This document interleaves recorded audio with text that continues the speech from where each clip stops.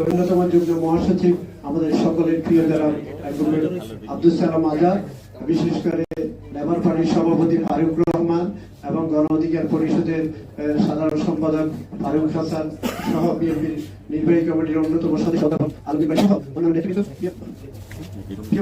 সাংবাদিক ভাই বোনেরা, আপনারা আমার শুভেচ্ছা অভিনন্দন গ্রহণ করবেন। আজকে আমরা আসলে দীর্ঘ আন্দোলন সংগ্রাম করে আমরা এই পর্যায়ে এসেছি। আমাদের মাঝে আমরা এখন দেখেছি অনেক সুবিধাভোগী, অনেকে সুবিধার দাবিদার হয়ে বিভিন্নভাবে সুবিধা ভোগ করছে। ফ্যাসিবাদের বিরুদ্ধে আন্দোলন সংগ্রাম করতে গিয়ে আমরা এই ধরনের সুবিধাভোগীদের তো কোনো রাজপথে কথা বলা বা ফেসবুক স্ট্যাটাস দেওয়ার তো লোক দেখিনি, কিন্তু আজকে আমরা দেখেছি তারা সুবিধা নেওয়ার জন্য কারা এই সরকারকে নিয়ন্ত্রণ করছে বা এই সরকারকে কারা এই সরকারকে ক্ষমতা বসিয়েছে। আমরা আসলে আমাদের নবতর্পণের বাহিরে। তারপরে আমরা বলতে চাই সময়ের দাবিতে আসলে এই সরকার ডক্টর ইউনূসের নেতৃত্বে একটা সরকার গঠিত হয়েছে, সেটা সবাই সমর্থন জুগিয়েছে। এবং আজকে আমাদের মূল দাবি ছিল একটি নির্দলীয় নিরপেক্ষ সরকার বা দ্রব্য মূল্য নিয়ন্ত্রণ করা। কোথায় সেই আওয়ামী দূষণরা যেভাবে দ্রব্য মূল্যকে সিন্ডিকেট রেখে গেছে, সেই সিন্ডিকেট এখন বাড়তে এখন আরো মানুষের নাগালে বাইরে চলে গেছে। কিন্তু আমরা তো দেখেছি, আমরা অনেক আশা ছিলাম, অনেক আশান্বিত ছিলাম যে জাতির ক্রান্তি লগ্নে অন্তত দেশবাসী বা দেশের মুক্তিকামী মানুষ তাদের দ্রব্য মূল্য সহ বিভিন্ন নিত্য দ্রব্য দাম স্থিতিশীল থাকবে, কিন্তু সেটা আমরা কোন অবস্থায় দেখতে পাচ্ছি না। আমরা দেখছি সেটা লাফিয়ে বাড়ছে। শুধু আজকে সিন্ডিকেট যে পর্যন্ত ভাঙতে না পারবে আর সে পর্যন্ত তাদের তো রাজনৈতিক দলসময়ের বাইরে এই সরকার, অন্তর্বর্তীকালীন সরকার আমি মনে করি। কিন্তু আমরা কি দেখেছি, আজকে আমরা যখন রাস্তা বের হই তখন মানুষের কাছে আমাদেরকে জবাবদিহি করতে হয়, কারণ আমরা একটা দলের একটা কর্মী হিসেবে তো আমাদেরকে লোকজন ছিলেন যে ভাই, অনেকে মনে করেন বিএনপি ক্ষমতা আছে বা বিএনপি দেশ পরিচালনা করছে, কিন্তু বিএনপি দেশ পরিচালনা করে নাই, বিএনপি সমর্থন জুগিয়েছে, কিন্তু সেই সমর্থন এখন কোথায় গিয়ে দাঁড়িয়েছে। অতএব আমরা বলতে চাই, আপনারা আওয়ামী লীগের প্রবক্তা বা আওয়ামী লীগের দোষকদেরকে কোন অবস্থায় পুনর্বাসন করার চেষ্টা করবেন না। যদি চেষ্টা করে থাকেন তাহলে আপনারা ভুল পথে পা দিবেন। আমি মনে করি এদেশের মানুষ যেভাবে এই ফ্যাসিবাদ এবং ঘসিটি বেগমকে বিদায় করেছে, ঠিক সেইভাবে আপনাদের পরিণতি হয়তো আরো ভয়াবহ হবে। আমরা বলে দিতে চাই, আমরা নির্বাচন কমিশনকে অতি দ্রুত সংস্কার করে বা মেরামত করে একটি অবাধ, সুষ্ঠু, গ্রহণযোগ্য, সকলের কাছে গ্রহণযোগ্য ব্যালটের মাধ্যমে একটি নির্বাচনের ব্যবস্থা করে ক্ষমতা হস্তান্তর করুন, না হলে আপনাদের পরিণতি কিন্তু ভয়াবহ হবে। অতএব আমরা দেশনেত্রী বেগম খালেদা জিয়া সহ তারেক রহমানের বিরুদ্ধে এখনো যে মিথ্যা মামলা রয়ে গেছে এবং তৃণমূলে অনেক নেতা কর্মীদের বিরুদ্ধে এখনো মামলা রয়ে গেছে, সেই সব মামলা প্রত্যাহার করে দ্রুত সময় একটি অবাধ, সুষ্ঠু, গ্রহণযোগ্য নির্বাচন দেওয়ার জন্য আপনারা অতিশয় দাবি জানাচ্ছি। সবাইকে ধন্যবাদ। আসসালামু আলাইকুম ওয়া রাহমাতুল্লাহি ওয়া বারাকাতুহু। ধন্যবাদ। এই পর্যায়ে বক্তব্য নিয়ে আসবেন আমার দেশ আমার অধিকার পার্টির চেয়ারম্যান শাখাত হোসেন তানভীরকে তার সংক্ষিপ্ত বক্তব্য দেওয়ার অনুরোধ করছি।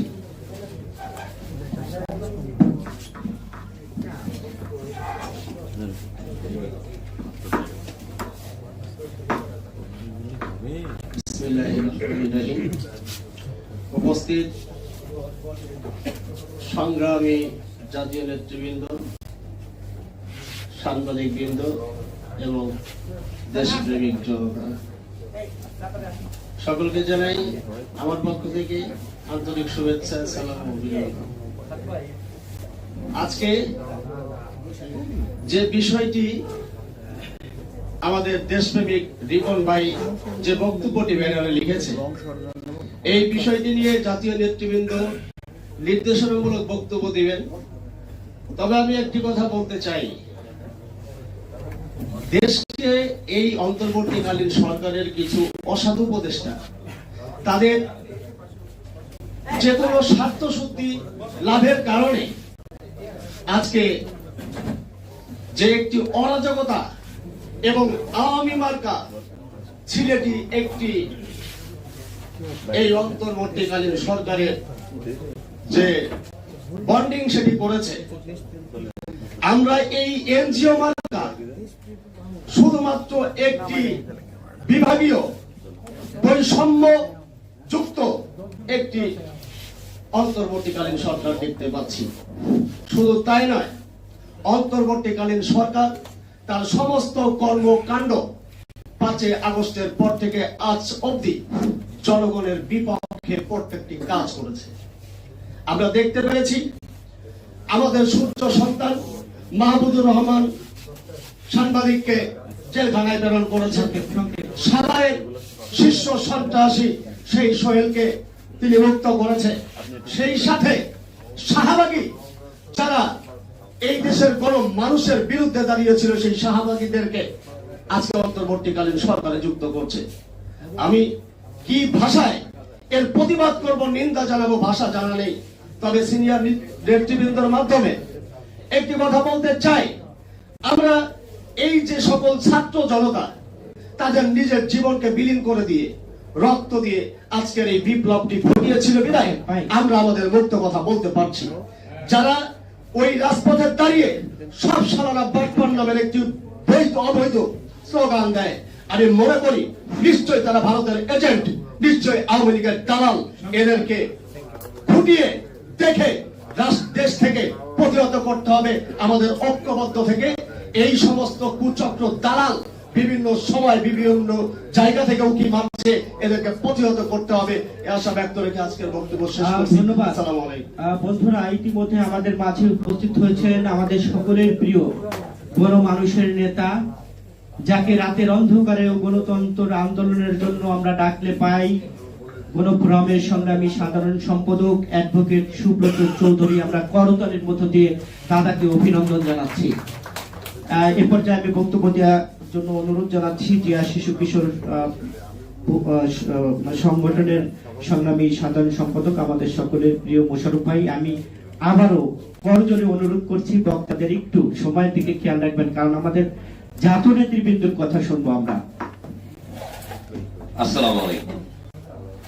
উপস্থিত এখানে আমাদের অনেক দীর্ঘদিনের আন্দোলন সংগ্রামের ত্যাগী নেতা কর্মী, আজকে সবার সম্মানিত সভাপতি আমার ছোট ভাই রিপন, আমার প্রিয় নেতা এখানে আছে আব্দুল সালাম ভাই, যার নেতৃত্বে 90 আন্দোলন করেছি, আব্দুল সালাম আজাদ ভাই, এবং আমার প্রিয় নেতা অফিসে বসে রয়েছেন সালাম ভাই।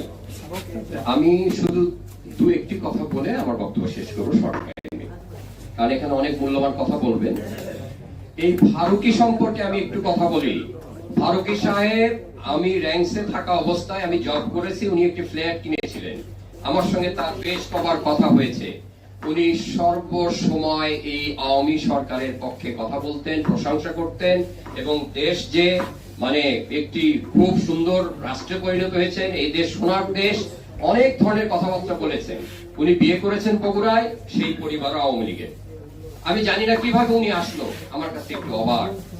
আর আরেকজনের সম্পর্কে তো বলার প্রয়োজন নাই, তার ভাই আওয়ামী লীগের এমপি ছিলেন, উনি আওয়ামী পরিবার, ওনার বাবা আওয়ামী লীগের ডোনার ছিলেন।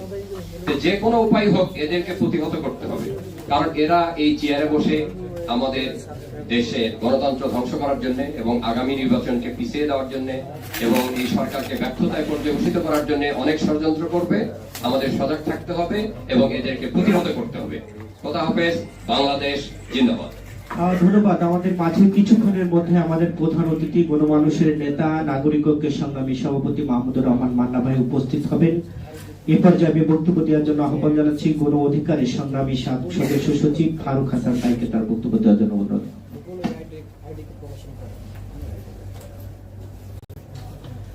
বিসমিল্লাহির রহমানির রহিম। দেশ বাঁচাও মানুষ বাঁচাও আন্দোলন করতে আয়োজিত আজকের এই আলোচনা সভায় উপস্থিত বিএনপির চেয়ারপারসনের উপদেষ্টা আব্দুল সালাম ভাই, যুগ্ম মহাসচিব আজাদ ভাই, এখানে আমাদের গণফোরামের নির্বাহী সাধারণ সম্পাদক অ্যাডভোকেট সুব্রত চৌধুরী দাদা, এখানে রয়েছেন ভারতীয় জোটের শীর্ষ নেতৃবৃন্দ, রয়েছেন আমাদের পলাশ ভাই, আজকের এই অনুষ্ঠানের সম্মানিত সভাপতি আমাদের রিপন ভাই, দেশ বাঁচাও মানুষ বাঁচাও আন্দোলনের সভাপতি, সকলকে ধন্যবাদ জানাচ্ছি। তো আজকে আমরা সবাই কথা বলা শুরু করেছি। উপদেষ্টা পরিষদে ইতিমধ্যে ফ্যাসিবাদের দোসররা যে কোনো কায়দায় যে কোনো ভাবে অন্তর্ভুক্ত হয়েছেন, জায়গা পেয়েছেন, কিংবা তাদেরকে জায়গা দেওয়া হয়েছে। এটি নিয়ে আমরা সরব কথা বলতে হবে। তবে একই সাথে এটাও বলতে হবে অন্তর্বর্তীকালীন সরকার অর্থাৎ ডক্টর মোহাম্মদ ইউনূসের সরকার আমাদের সরকার, ছাত্র জনতার সরকার। আর এই সরকার ব্যর্থ হওয়া মানে বাংলাদেশ ব্যর্থ হয়ে যাওয়া, এই সরকার সফল হওয়া মানে বাংলাদেশ সফল হওয়া। এই জন্য ইতিমধ্যে বিএনপির ভারপ্রাপ্ত চেয়ারম্যান তারেক রহমান একই স্টেটমেন্ট দিয়েছেন যে ডক্টর মোহাম্মদ ইউনূসের সরকারকে ব্যর্থ হতে দেওয়া যাবে না। জামাত ইসলাম একই স্টেটমেন্ট দিয়েছেন। এই জায়গাতে আমাদের কোন ধরনের ভিন্ন বক্তব্য কিংবা ছাড় দেওয়ার সুযোগ নেই। কিন্তু দুঃখজনক হলেও সত্য, এই ডক্টর মোহাম্মদ ইউনূসকে সামনে রেখে তার মাথায় লবণ রেখে একটি চক্র বড়ই খাওয়া শুরু করেছে। আজকে এই যে উপদেষ্টা পরিষদে ফ্যাসিবাদের দোসররা জায়গা পাচ্ছে, কিভাবে, কোন কায়দায়, কোন প্রক্রিয়ায় তারা উপদেষ্টা হচ্ছেন আমরা কেউ জানি না। রাজনৈতিক দলগুলো জানে না, ছাত্ররা জানে না, বৈষম্য বিরোধী আন্দোলনের সমন্বয় যারা তারাও জানে না। তাহলে জানেটা কি? তারা তো ওই আসমান থেকে বৃষ্টির মতো মাটিতে নেমে আসে নাই, কিংবা ওই জমিন ফাঁক হয়ে মানে গাছের চারার মতো ঘুরে আসে নাই। নিশ্চয়ই কোনো না কোনো একটা পাইপলাইন মেনটেন করে এরা এই উপদেষ্টা পরিষদ অন্তর্ভুক্ত হচ্ছেন। আর সেই পাইপলাইনটা হয়তো আমরা জানি না, পাইপলাইন একটা আছে।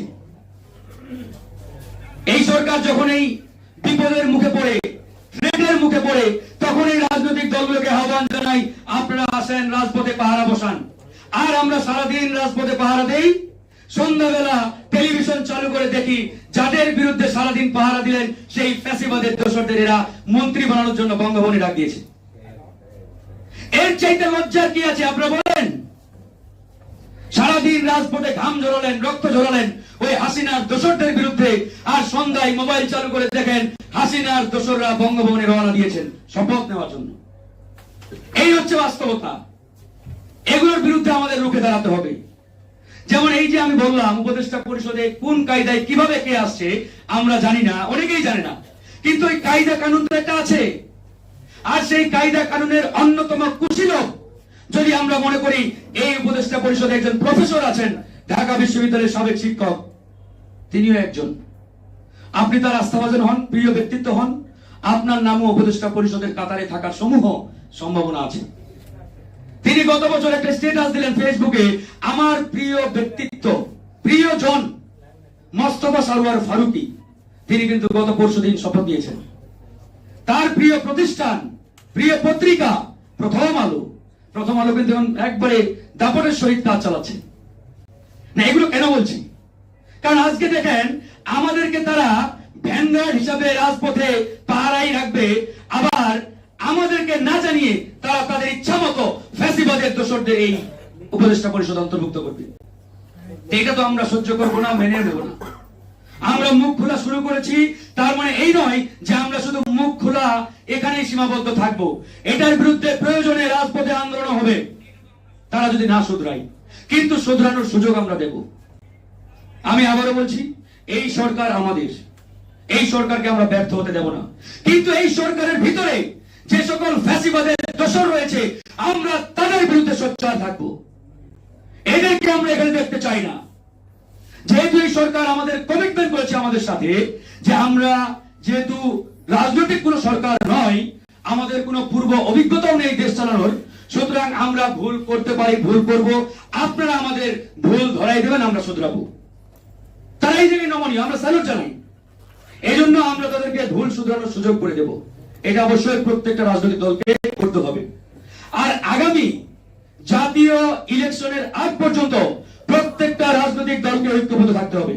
সেটা বিএনপি, জামাত ইসলাম, আমরা যারা আছি, অন্যান্য রাজনৈতিক দল, প্রত্যেককেই। আমাদের ভিতরে বিভাজন তৈরির জন্য ভারতীয় চোরেরা এখানে প্রতিনিয়ত ষড়যন্ত্র অব্যাহত রেখেছে। এই জিনিসটি বাংলাদেশের বড় রাজনৈতিক দল বিএনপি তাদেরকেই সবচাইতে বেশি কেয়ারফুলি এটাকে হ্যান্ডেল করতে হবে, অনুধাবন করতে হবে। কারণ আজকে আমাদের মধ্যে যত দূরত্ব তৈরি হবে, তত ফ্যাসিবাদের দোসররা এখানে আমাদের উপরে জেকে বসার চেষ্টা করবে। আজকে আমরা ধন্যবাদ জানাই বিএনপির ভারপ্রাপ্ত চেয়ারম্যানকে, তিনি আমাদের সবগুলো দলকে ডেকেছেন বিকাল 3টায়। আমরা আজকে কথা বলবো ওনার সাথে। এই জিনিসটি আরো আগে করা দরকার ছিল। আমি এর আগেও একাধিক বৈঠকে বলেছি যে বিএনপির চেয়ারপারসনের উচিত আমাদের যুগপৎ আন্দোলনের শরিক যারা প্রত্যেককে নিয়ে মানে অন্তত মাসে একবার হলে বৈঠক করা। কারণ আজকে দেখেন ন্যাশনাল ইস্যুতে বা জাতীয় কোনো ইস্যুতে আমাদের মধ্যে এখন অনেক জায়গায় ঐক্যমত্যে আমরা পৌঁছাতে পারি না। এটা আমাদের জন্য অত্যন্ত একটা মানে সমস্যার একটা বিষয়। বিএনপি যদি এই জায়গায় দায়িত্বশীল ভূমিকায় আমাদের সবাইকে নিয়ে একটা কনসেনসাসে পৌঁছায়, ঐক্যমতে পৌঁছায় যে এই ইস্যুতে আমাদের স্টেটমেন্ট, আমাদের অবস্থান এটা, তাহলে আমি আশা করি আমাদের প্রত্যেকটা যুগপৎ আন্দোলন রাজনৈতিক দল একমত এবং ঐক্যমত্যে থাকবে। কিন্তু এই জিনিসটা আমাদের কন্টিনিউ করতে হবে। আর একটা কথা বলেই শেষ করবো, ডক্টর আসিফ নজরুলের বিষয়ে। তিনি কিছুদিন আগে সুইজারল্যান্ডে গেলেন, সেখানে তাকে আওয়ামী ফ্যাসিবাদের দোষরা হেনস্থা করলো। এটা নিয়ে আমরা সবাই প্রতিবাদ করেছি। বিএনপি অফিসিয়াল স্টেটমেন্ট দিয়েছে। কেন দিয়েছে? কারণ আসিফ নজরুল শুধুমাত্র একজন ব্যক্তি নন, তিনি সরকারের একটা পার্ট, একটা অংশ, একটা অর্গান সেই জায়গা থেকে। কিন্তু এটাও আমাদের মনে রাখতে হবে, আসিফ নজরুল যে ওখানে হেনস্থার শিকার হয়েছেন এটা তার প্রাপ্য ছিল। কেন প্রাপ্য জানেন? এই সরকার ক্ষমতায় আসার 4 মাস হতে যাচ্ছে। এই 4 মাসে এখন পর্যন্ত তারা 5% আওয়ামী দোষরকেও সরাতে পারে নাই। প্রত্যেকটা দূতাবাসে হাসিনা নিয়োগপ্রাপ্ত অ্যাম্বাসেডর বলেন, কর্মকর্তা বলেন, কর্মচারী বলেন, সবাই আছে।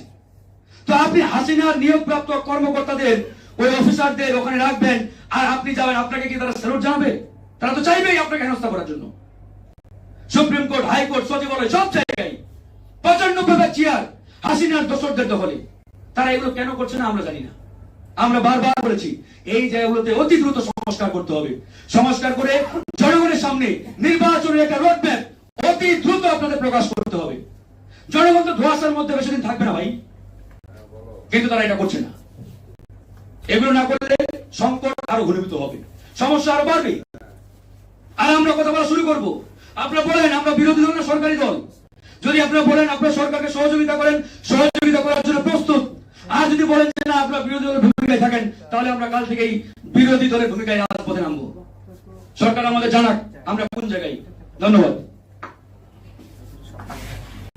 ধন্যবাদ ফারুক ভাইকে। আমি এ পর্যায়ে বক্তব্য দেওয়ার জন্য বিনীত অনুরোধ করছি বিশিষ্ট শিল্প উদ্যোক্তা ও রাজনৈতিক বিশ্লেষক জনাব জাহিদুল করিম চৌধুরী পলাশ ভাইকে।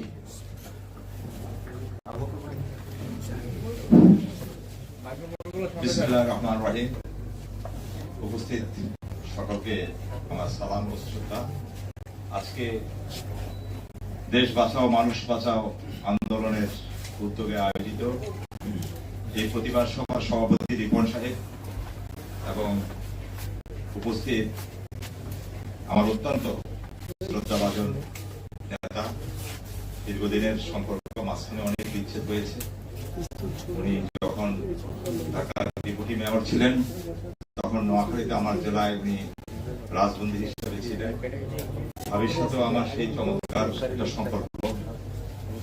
তো সে আমাদের অনেক দিনের পুরনো স্মৃতি, যার কারণে ওনার প্রতি আমার অনেক শ্রদ্ধা।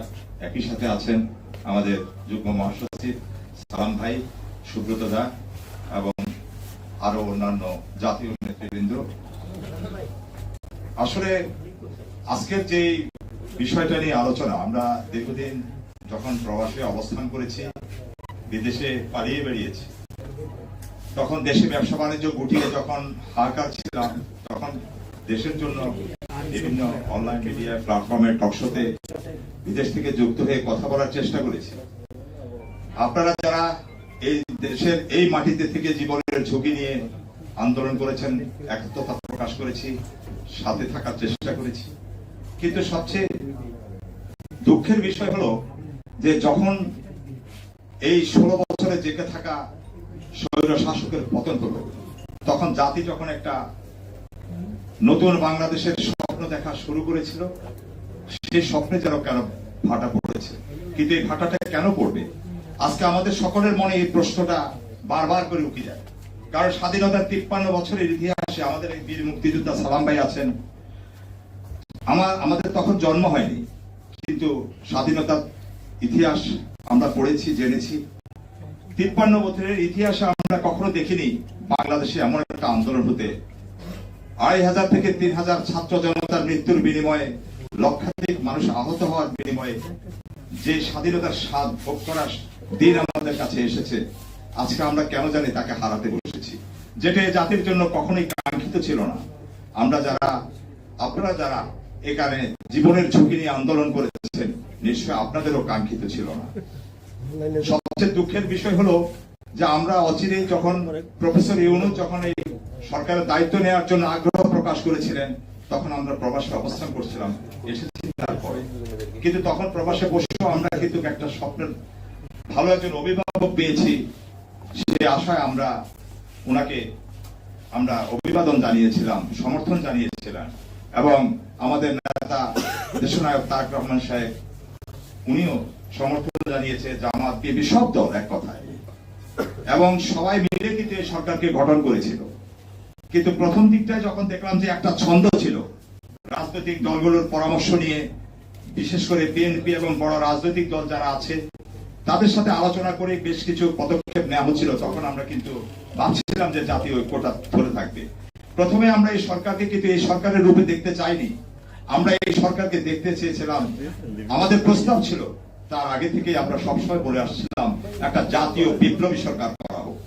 জাতীয় বিপ্লবী সরকার না করে তারা এখন না জাতীয় বিপ্লবী সরকার হলো, না তারা সাংবিধানিক সরকার হলো, তারা মাঝামাঝি একটা পর্যায়ে পড়ে বারবার আমাদেরকে একটা গলদ ধাঁধায় ফেলে দিচ্ছে। আজকে যদি আমরা জাতীয় বিপ্লবী সরকার সকল রাজনৈতিক দলের অংশগ্রহণের প্রতিনিধিকে নিয়ে জাতীয় বিপ্লবী সরকার গঠন হতো, তাহলে মনে হয় না আজকে 101 দিনের মাথায় এই সরকারের অবস্থা বা আমাদেরকে একটু মৃদু সমালোচনার সুরে তাদের জন্য পাশে এসে আমাদেরকে তাদের বিরুদ্ধে দাঁড়াতে হতো না, তাদের বিপক্ষে কথাগুলো বলতে হতো না। আজকে উপদেষ্টারা নিয়োগ হয়, যেন বলা হয় যে উচ্ছ্বরিত বিয়ে। আমাদের একটা প্রবাদ আছে, যাকে ইচ্ছা তাকে নিয়ে চলে যাচ্ছে তাকে উপদেষ্টা। প্রথম দফায় যা হলো সেটাও কিছুটা মন্দের ভালো, দ্বিতীয় দফায় নিল সেটা নিয়েও জনগণের আপত্তি ছিল, তৃতীয় দফায় যাদেরকে নেওয়া হলো সেটাও জনগণের প্রবল আপত্তি। আমরা শেখ বশিরের নামে শুনি, সেই শেখ থেকে আমরা বের হতেই পারি না। শেখ বশির নামে একজন শিল্পপতির কথা শুনি, সে হলেন মোস্তফা সরোয়ার ফারুকী সাহেব হলেন, কিন্তু ওনারা দুইজনই যথেষ্ট রকমের বিতর্কিত। কোন ভাবে, কোন জিন ওনাদেরকে, কোন ভূত তাদের নামগুলো এই অন্তর্বর্তীকালীন সরকারে যেদিন বাংলাদেশ আবারও উত্তপ্ত হয়ে উঠছিল সে নূর হোসেন দিবসকে কেন্দ্র করে, সেদিন কেন, কিভাবে, কোন পন্থায় আজকে পুরো জাতি এখনো সেই অন্ধকারে, এখনো সরকারের পক্ষ থেকে সে ব্যাপারে খোলাসা করা হয়নি। এখন প্রশ্ন হচ্ছে, আমরা তো সংস্কার চাই, আবার আমরা নির্বাচন চাই, কিন্তু আমরা যখন মাঝে মাঝে সংস্কারকে গুরুত্ব দেই, আজকে আবার আমাদের বলতে ইচ্ছে করে আপনাদের এই ধরনের ঘোলাটে পরিস্থিতির কারণে সংস্কারের দাবিটা মানুষকে ভুলে যাবে, তখন নির্বাচনের দাবিটা আরো অগ্রামগামী হয়ে যাবে। কারণ মানুষ বুঝতে পারবে আপনারা যে উপদেষ্টাদের নিয়োগ করছেন, যাদেরকে নিয়ে দেশ শাসন করছেন, শাসন করার অভিপ্রায় ব্যক্ত করছেন বা চলছেন, তাদেরকে দিয়ে এই দেশের সংস্কার হয়তো সম্ভব হবে না। জনগণের মনে যদি সেই সন্দেহ দানা বেঁধে থাকে, তাহলে অচিরেই হয়তো আপনাদের এই যে সরকারের জবনিকাপাত করবে, যেটা জাতি হয়তো এত সহজে আশা করে না। ব্যক্তিগতভাবে আমি নিজেও সেটা চাই না। আমরা তারেক রহমান সাহেবের সুরে সুর মিলিয়ে বলতে চাই, এই সরকারকে আমরা যৌক্তিক একটা সময় দিতে চাই, আমরা ওনার বক্তব্যের প্রতি সম্মান রাখতে চাই। উনি যেমনটি বলেছেন, বারবার বলেছেন, একবার নয় একাধিকবার বলেছেন যে আমরা এই সরকারকে কখনো ব্যর্থ হতে দিব না। এই সরকার ব্যর্থ হলে বাংলাদেশ ব্যর্থ হবে, জাতি ব্যর্থ হবে। সুতরাং আমরা কখনো সেটা হতে দিতে পারবো না। সুতরাং উনি যেভাবেই বলুক, উনি কিন্তু শেষ ভরসা হিসেবে উনি সব বিতর্কের অবসান করে দেন, কিন্তু কয়দিন পরে আরেকটা ইস্যু তৈরি করে নিয়ে আসেন। কালকে রাতের 12টা, 1টা, 2টার সময় আমরা দেখলাম 4 জন উপদেষ্টাকে পঙ্গু হাসপাতালের সামনে গিয়ে সেই আহতদের পাশে, মানে দাবির বুকে সেখানে ওনাদেরকে বক্তব্য রাখতে। কেন আহতদেরকে এখনো আন্দোলন করতে হবে, এখনো কেন চিকিৎসার দাবি নিয়ে কথা হবে? বারবার কিন্তু জনগণের মনে এই প্রশ্নগুলো উকি পাচ্ছে। কি নিয়ে আপনারা এত ব্যস্ত থাকেন? আপনারা রাষ্ট্রদূত নিয়োগ দিয়েছেন, এখানে আমার প্রিয় ভাই শ্রদ্ধেয় নেতা ফারুক সাহেব বলেছেন যে দূতাবাসগুলো থেকে এখনো আওয়ামী লীগের যে দোসররা আছে তাদেরকে সরানো হয়নি। আর যদি না হয়ে থাকে, তাহলে বারবার এরকম বিড়ম্বনার শিকার হতে হবে, বাংলাদেশকে বিব্রত হতে হবে, আপনারাই প্রশ্নবিদ্ধ হবেন। আমরা দেখেছি আমাদের মুশফিকুল ফজল আনসারী সহ বেশ কয়েকজন, প্রায় 26 জনের কাছে রাষ্ট্রদূত নিয়োগ দেওয়া হয়েছে, কিন্তু রাষ্ট্রবিহীন হয়ে আছেন ওনারা। তাদেরকে কোথায় পলায়ন করা হয়েছে এখন পর্যন্ত সেটা নির্দিষ্ট করা যায়নি। কাজের গতিটা এত কম কেন? আমরা কেন সেই জিনিসটা, আপনাদের সিদ্ধান্তের যদি এত কম হয়, তাহলে মানুষ যে আপনারা একটা সঠিক সময়, যৌক্তিক সময় সংস্কার করে যে আপনারা একটা সুন্দর নির্বাচনের পথে হাঁটবেন, আমরা সে বিশ্বাসটুকু সেভাবে কিভাবে রাখবো? জনগণ কিভাবে রাখবে, এটি আজকে বড় প্রশ্ন হয়ে দেখা দিচ্ছে। এই ফাঁকে বাজারে দ্রব্যমূল্যের অস্থিরতা থেকে সবকিছু অস্থিরতা তো বেড়েই চলেছে। সেনাবাহিনীকে দিয়ে সেনাবাহিনী আইন শৃঙ্খলাকে সহযোগিতা করছে, কিন্তু পুলিশ বিভাগ আমাদের এখনো সুন্দরভাবে সুস্থ ধারায় ফিরে আসেনি। 1 লাখ পুলিশের পদ এখনো শূন্য রয়েছে। সুতরাং সে ব্যাপারেই বা আপনাদের কর্মসূচিটা কি, যাতে আসলে সুস্পষ্টভাবে একটা সুন্দর দিক নির্দেশনামূলক প্রত্যাশা আপনাদের কাছ থেকে আমরা আশা করি। আমরা মনে করি যে আপনারা অতি সত্বর আপনাদের কাজের গতিগুলোকে আরো ত্বরান্বিত করে, আরো কারো মুখ দেখা দেখি, কারো বিনিময়, কারো তদবিরের বিনিময়ে কাউকে উপদেষ্টা বা বিশেষ কোনো পদে পদায়ন না করে আপনারা সঠিক ব্যক্তিকে বেছে নিন। বাংলাদেশের প্রতিভাবান মানুষের অভাব পড়েনি। আর যদি পারেন, আমি এই সভা থেকে দাবি জানাবো, খুব সত্তর আমি এই সরকারকে বলবো, তাদের বর্তমান যে অবয়ব আছে, এটা আমার শেষ বাক্য, শেষ আহ্বান, এটা আমি বিভিন্ন টকশোতেও বলে থাকি, যে এই সরকারকে বলবো তাদের এই বর্তমান যে অবয়ব আছেন, এই অবয়বের পরিবর্তন এনে, এই গতি প্রকৃতির পরিবর্তন এনে তারা যদি সকল রাজনৈতিক দলকে নিয়ে যদি আরেকটা জাতীয় বিপ্লবী সরকার করে, আমার মনে হয় অনেক প্রশ্নের মীমাংসা হবে, জনগণের অস্থিরতা কমবে। আর যদি এটা না হয়, তাহলে আপনারা একা দেশ চালাতে চাচ্ছেন, এই অপবাদ নিয়ে আপনাদেরকে পালাতে হবে, সেটা আমরা কখনোই আশা করি না। আমরা একটা জাতীয় বিপ্লবী সরকারের জন্য আপনাদের প্রতি আহ্বান জানাই। ধন্যবাদ সবাইকে, অসংখ্য কৃতজ্ঞতা আমাকে আমন্ত্রণ জানার জন্য। আসসালামু আলাইকুম রহমতুল্লাহ। ধন্যবাদ পলাশ ভাইকে। আমি লক্ষ্য করতে পারছি যে আমাদের অনেকের মন খারাপ হচ্ছে। আমি তাদের কাছে প্রথমেই ক্ষমা চেয়ে নিয়েছিলাম, আবারও ক্ষমা চাচ্ছি যে যেহেতু আমরা গণতন্ত্র এবং ভোটের অধিকারের জন্য লড়াই করছি, কাজে আমরা কার পরে কে বসলাম, কার পরে কে বক্তব্য দিলাম, এই জায়গাটা মনে হয় আমাদের মনে করা ঠিক হবে না বলে আমি মনে করি। কারণ এখনো কিন্তু সংগ্রাম শেষ হয়নি। কাজেই কে বড় কে ছোট, এই জায়গাটা প্লিজ আমি আপনাদের কাছে করো জোরে ক্ষমা চাচ্ছি, আমাকে ক্ষমা করবেন যে আমি আপনাদের যথাযথ সম্মান দিতে পারিনি, এর জন্য। আমি এই পর্যায়ে বক্তব্য দেওয়ার জন্য অনুরোধ করছি উত্তর জনপদের কৃতি সন্তান আমাদের মরহুম শফিউল আলম প্রধানের সুযোগ্য উত্তরসূরি জনাব রাশেদ প্রধান, দলীয় মুখপাত্র জাকপা।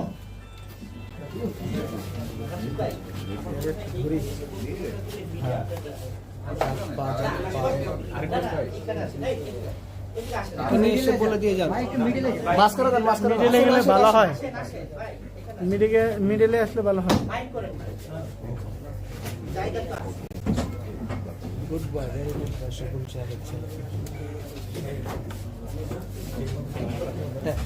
গুড বয়, সকল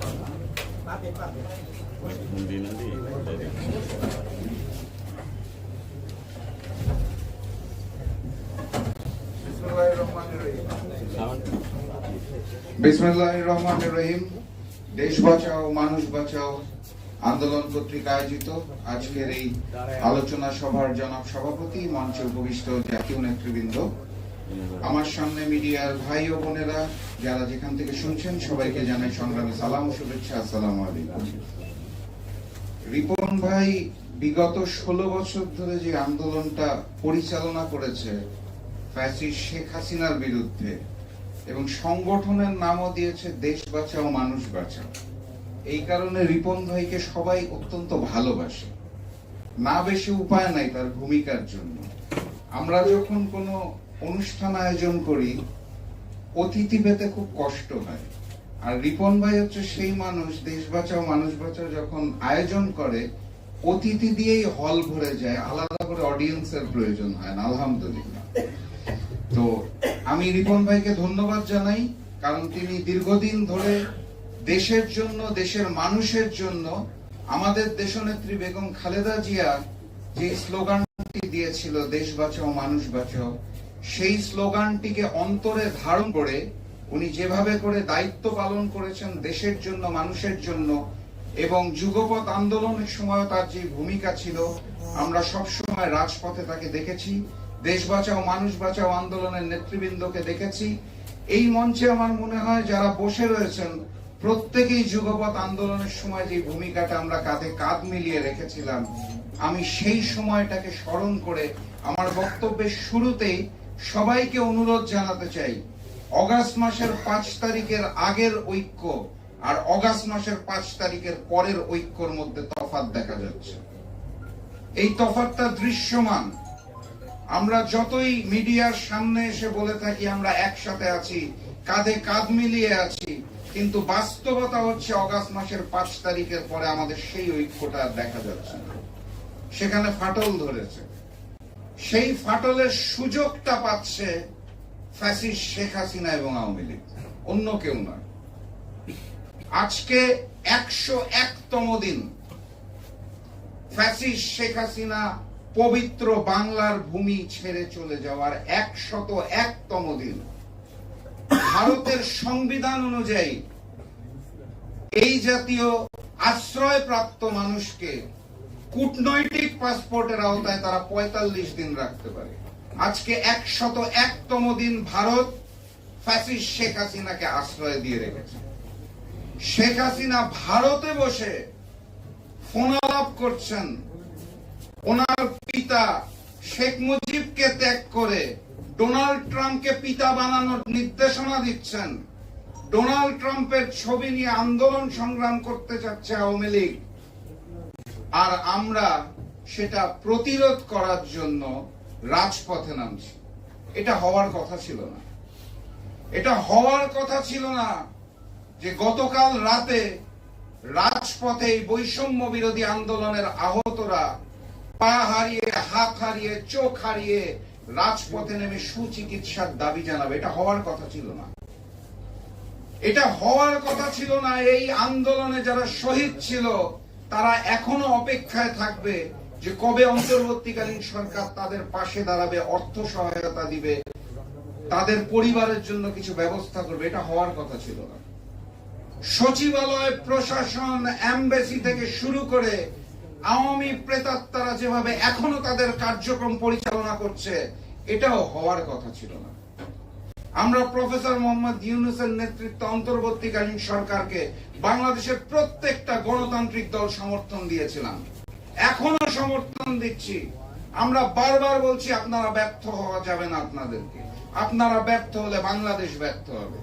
কিন্তু এর মানে এই নয় যে আপনারা আওয়ামী প্রেতাত্মাদের প্রশাসনের বিভিন্ন স্তর থেকে সরাতে দিনের পর দিন কালক্ষেপণ করবেন এবং ব্যর্থ হবেন। এর মানে এই নয় যে আওয়ামী প্রেতাত্মাদের নামের লিস্ট ভারত থেকে আসবে, রয়ের মাধ্যমে আসবে এবং আপনারা তাদেরকে অন্তর্বর্তীকালীন সরকারের দায়িত্ব দেবেন। এর মানে এই নয় যে আপনাদেরকে সমর্থন দেওয়ার নামে আমরা চোখের মধ্যে পট্টি বাঁধবো, মুখ বন্ধ করবো এবং প্রতিবাদ করতে পারবো না। আপনারাই বলেছিলেন ভুল হলে ধরিয়ে দিতে, আমরা বারবার আপনাদেরকে ধরিয়ে দিচ্ছি। আপনারা দায়িত্ব গ্রহণ করার পর 3 মাস পেরিয়ে গেছে, আপনারা একটি রোডম্যাপ ঘোষণা করতে পারছেন না। রাষ্ট্র সংস্কার করবেন, কাকে নিয়ে করবেন, কোন পন্থায় করবেন, কবে করবেন, আপনারা বলতে পারছেন না। আপনারা অন্তর্বর্তীকালীন সরকার অলরেডি ভারতীয় প্রেসক্রিপশনে চলা শুরু করেছেন। ভারতের দেওয়া লিস্ট দিয়ে আপনারা অন্তর্বর্তীকালীন সরকারে নিয়োগ দিচ্ছেন। সচিবালয়ের গুরুত্বপূর্ণ জায়গা থেকে আপনারা আওয়ামী প্রেতাত্মাদের সরাতে পারছেন না, প্রশাসন থেকে সরাতে পারছেন না। অন্তর্বর্তীকালীন সরকার নামটাই স্পষ্ট। অতীতে একটা সরকার ছিল, সামনে একটি সরকার আসবে, মাঝের সময় সরকার। পুরা রাষ্ট্র সংস্কার আপনাদের দায়িত্ব নয়। জরুরি প্রয়োজনীয় সংস্কার শেষ করে দেশের মানুষকে গণতান্ত্রিক বাংলাদেশ ফিরিয়ে দেওয়া আপনাদের দায়িত্ব। দ্রুততম সময়ের মধ্যে রোডম্যাপ ঘোষণা করুন। প্রশাসনের থেকে, অন্তর্বর্তীকালীন সরকার থেকে, সচিবালয় থেকে, এমবেসি থেকে, প্রত্যেকটি জায়গা থেকে আওয়ামী প্রেতাত্মাদের সরানোর ব্যবস্থা করুন। যদি মনে করে থাকেন বিএনপি, জামাত, জাকপা, গণ অধিকার পরিষদ এবং অন্যান্য সকল রাজনৈতিক দল, সকল রাজনৈতিক জোট আপনাদের সমর্থন দিয়েছে দেখে দিনের পর দিন, মাসের পর মাস আপনারা কালক্ষেপণ করবেন, আওয়ামী লীগকে পুনর্বাসনের ব্যবস্থা করবেন, ভারত এবং রয়ের গোলাম হয়ে যাওয়ার চেষ্টা করবেন, বাংলাদেশকে আবারও ভারতের করদ রাজ্য বানানোর চেষ্টা করবেন এবং আমরা চুপ করে বসে থাকব, তাহলে স্পষ্ট ভাষায় বলে দিতে চাই, কথাবার্তা পরিষ্কার, রোডম্যাপ ঘোষণা করে নির্বাচনের ব্যবস্থা করুন। নতুবা শেখ হাসিনার মতো আপনাদের বিরুদ্ধেও তৌহিদি জনতার রাজপথে নামতে বাধ্য হতে হবে। সংগ্রামী সাথী এবং বন্ধুগণ, বক্তব্য দীর্ঘায়িত করব না, অনেক জাতীয় নেতৃবৃন্দ রয়েছে, তারা বলবেন। আমি শুধু স্পষ্ট ভাষায় বলে দিতে চাই, এই নতুন যে সূর্যোদয়ের স্বপ্ন আমরা দেখেছিলাম, সেই স্বপ্নকে আর বিলীন করবেন না। প্রফেসর মোহাম্মদ ইউনূস, আপনাকে আমরা শ্রদ্ধা করি, সম্মান করি। আওয়ামী প্রেতাত্মাদের আপনার চারপাশে রেখে আপনি যে স্বপ্ন দেখছেন, বাংলার হাজারো শহীদ যেই স্বপ্নের কারণে রক্ত দিয়েছে, সেই স্বপ্ন পূরণ হবে না। অতএব এখনো সময় আছে, নিজের ভুলগুলোকে উপলব্ধি করুন, ভারতীয় প্রেসক্রিপশনকে বাদ দিন, সাচ্চা জাতীয়তাবাদ এবং ইসলামী মূল্যবোধে বিশ্বাসী হয়ে বাংলাদেশকে সামনের দিকে এগিয়ে নিয়ে যাওয়ার চেষ্টা করুন। আপনার সাথে আমরা ছিলাম, থাকবো, কিন্তু যদি অন্যথায় হয়, আন্দোলন চলছে, ভোটাধিকারের আগ পর্যন্ত আন্দোলন চলবে ইনশাআল্লাহ। সেই দিনের স্বপ্ন রেখে আজকের মতো বিদায় নিচ্ছি। বিজয়ের পথে যাত্রা শুরু, জীবন অথবা মৃত্যু। আসসালামু আলাইকুম। ধন্যবাদ। আমি এই পর্যায়ে সংক্ষিপ্ত বক্তব্য দেওয়ার জন্য অনুরোধ করছি গাইবান্ধা 4 আসনের সাবেক এমপি জনাব মোহাম্মদ শামীম কায়সার লিঙ্কন ভাইকে।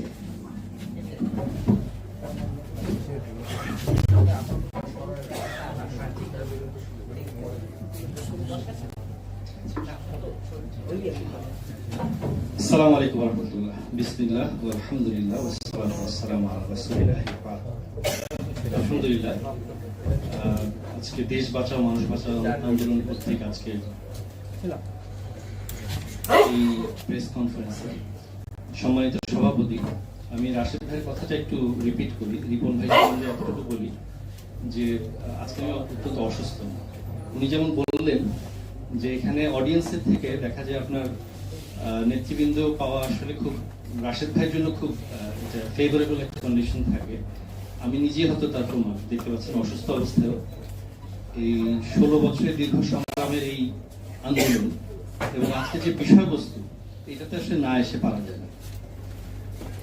সম্মানিত প্রধান অতিথি, বিশেষ অতিথিবৃন্দ, আমার দল বাংলাদেশ জাতীয়তাবাদী দল বিএনপির পক্ষ থেকে আপনাদেরকে সংগ্রামী শুভেচ্ছা।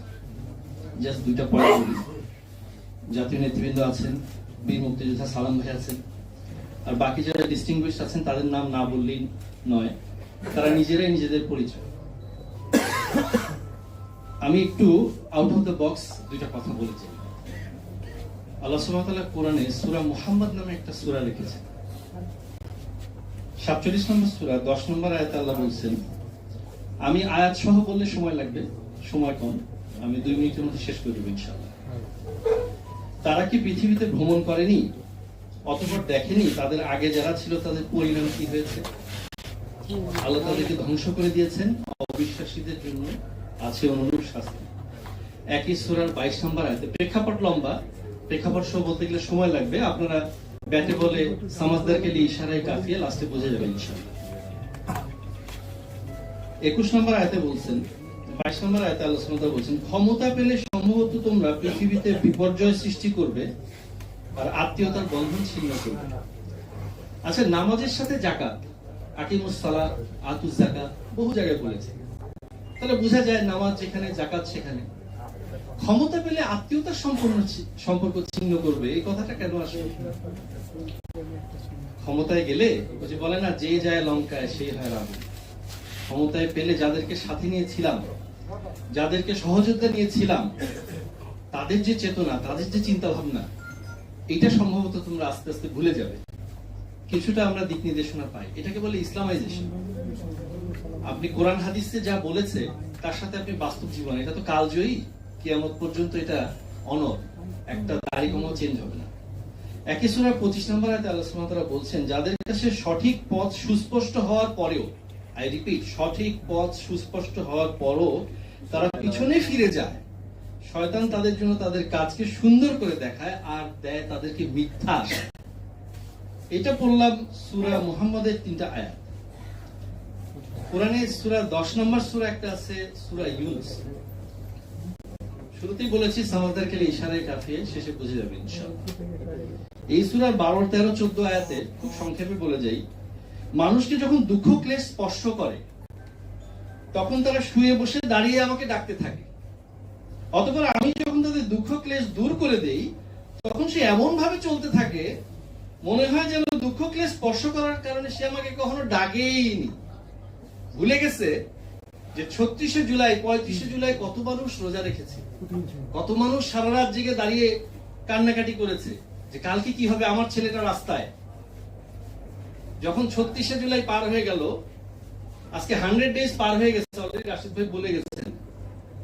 এটা কিন্তু এই যে অবিসংবাদিত এই বাণীর মধ্যে লেখা আছে। মনেই হয় যে তারা আমাকে কখনো ডাকেইনি। এভাবেই যারা সীমা লঙ্ঘন করে তাদের কর্মকাণ্ডগুলোকে আমি চাকচিক্যময় বানিয়ে দেওয়া হয়েছে, মিথ্যা আশা দিচ্ছে, চাকচিক্যময় বানিয়ে দিচ্ছে। মনে হয় আমরা অনেক কিছু করে ফেলবো। মনে রাখতে হবে, এর পরের আয়াতে বলছেন তোমাদের পূর্বেকার বহু জনগোষ্ঠীকে আমি ধ্বংস করে দিয়েছি যখন তারা বাড়াবাড়িতে লিপ্ত হয়েছিল।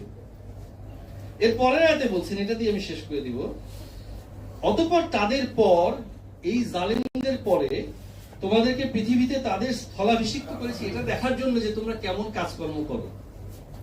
100 ডেজ পরে আপনাদের কিন্তু দেখা হচ্ছে, মনে রাখবেন। আমরা এই পিছনের দিকে যদি একটু যাই, এই জাতি স্পষ্টভাবে দেখেছে কার কবরের মাটি সরানোর জন্য চেষ্টা করা হয়েছিল। সেই বজ্রকণ্ঠের আহ্বানে এই দেশের স্বাধীনতার সূচনা হয়েছিল। শহীদ রাষ্ট্রপতি জিয়াউর রহমানের কবরের মাটি সরানোর চেষ্টা করা হয়েছিল। যেই পালের গোদা শেখ হাসিনা খুনি মাফিয়া এই চেষ্টা করেছিল, সেই দেশের মাটিতে কবরের মাটি পাবে কিনা আল্লাহু আলাম, সন্দেহ আছে।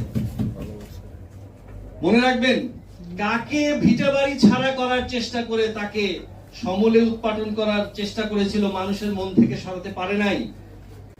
বারবারের আপসহীন দেশ নেত্রী বেগম খালেদা জিয়া তার জীবনকে বাজি রেখে এই দেশ থেকে ফিরে এসে সেই অন্ধকার কুঠুরি জেলখানায় তিনি নিজেকে সেখানে বসিয়েছেন, তারপরেও আপোষ করেননি।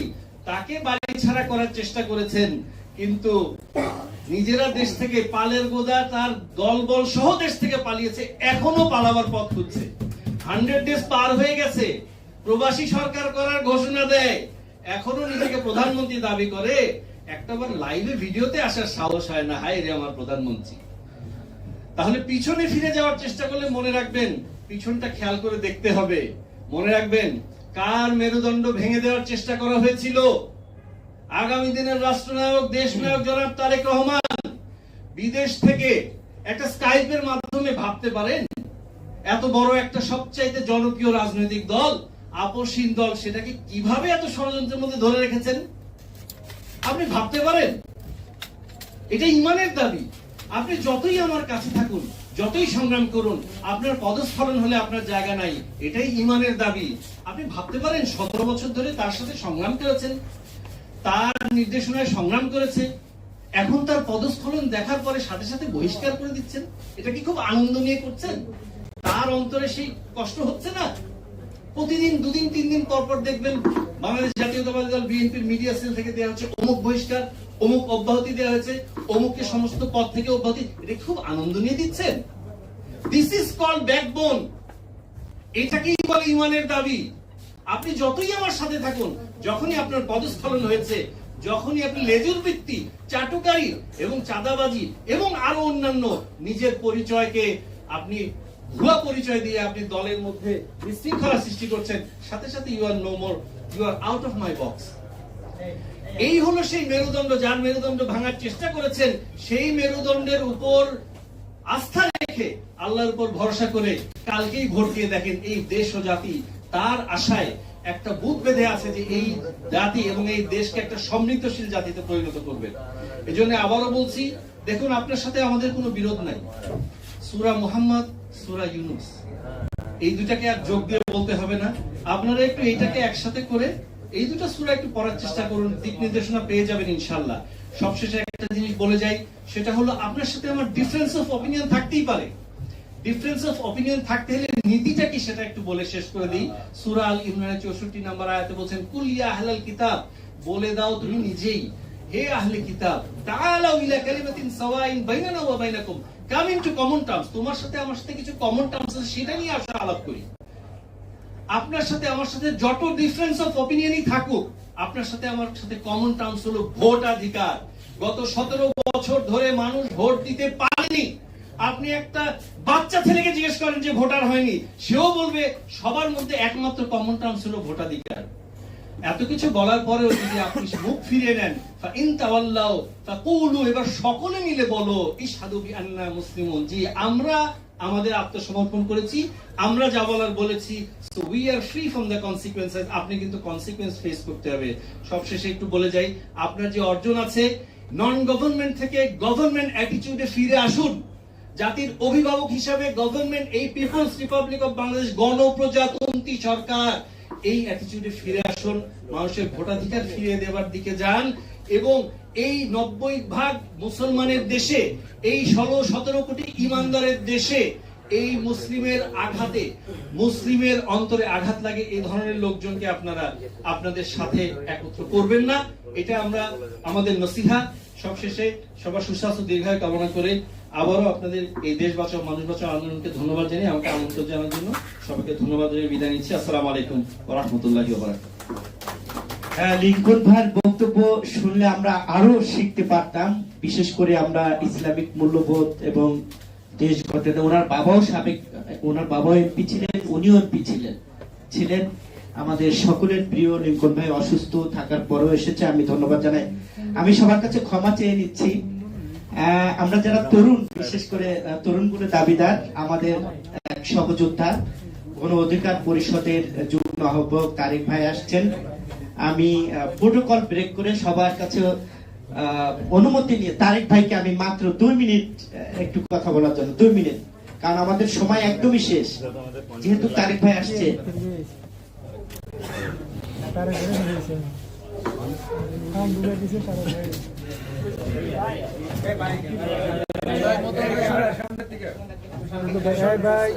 প্রথম থেকে নিতেন, এখন ভাই এখন বক্তব্য আছে ফুটেজ করে নেবেন। আসসালামু আলাইকুম।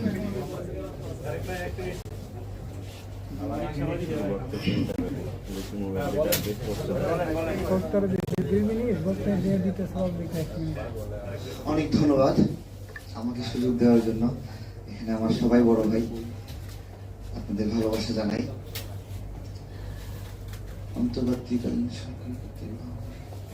আচ্ছা ঠিক আছে, আমি দেখছিলাম যে সরকার আওয়ামী লীগকে সুবিধা দিচ্ছে। আমার প্রশ্ন হলো, আমরা কি আওয়ামী লীগকে সুবিধা দিচ্ছি না? ঠিক আছে, বিভিন্ন দলে দলে ঢুকছে, আওয়ামী লীগের নেতা কর্মীরা ঢুকছে। যে মানুষটা লাঠি নিয়ে ছাত্র জনতাকে মারার জন্য উদ্যত হলো, মানে জয় বাংলা স্লোগান দিয়ে, এরা উল্টে যায় বলতেছে হাসিনা পালাইছে বইলে আমাদের সাথে মিছিলে ঢুকছে।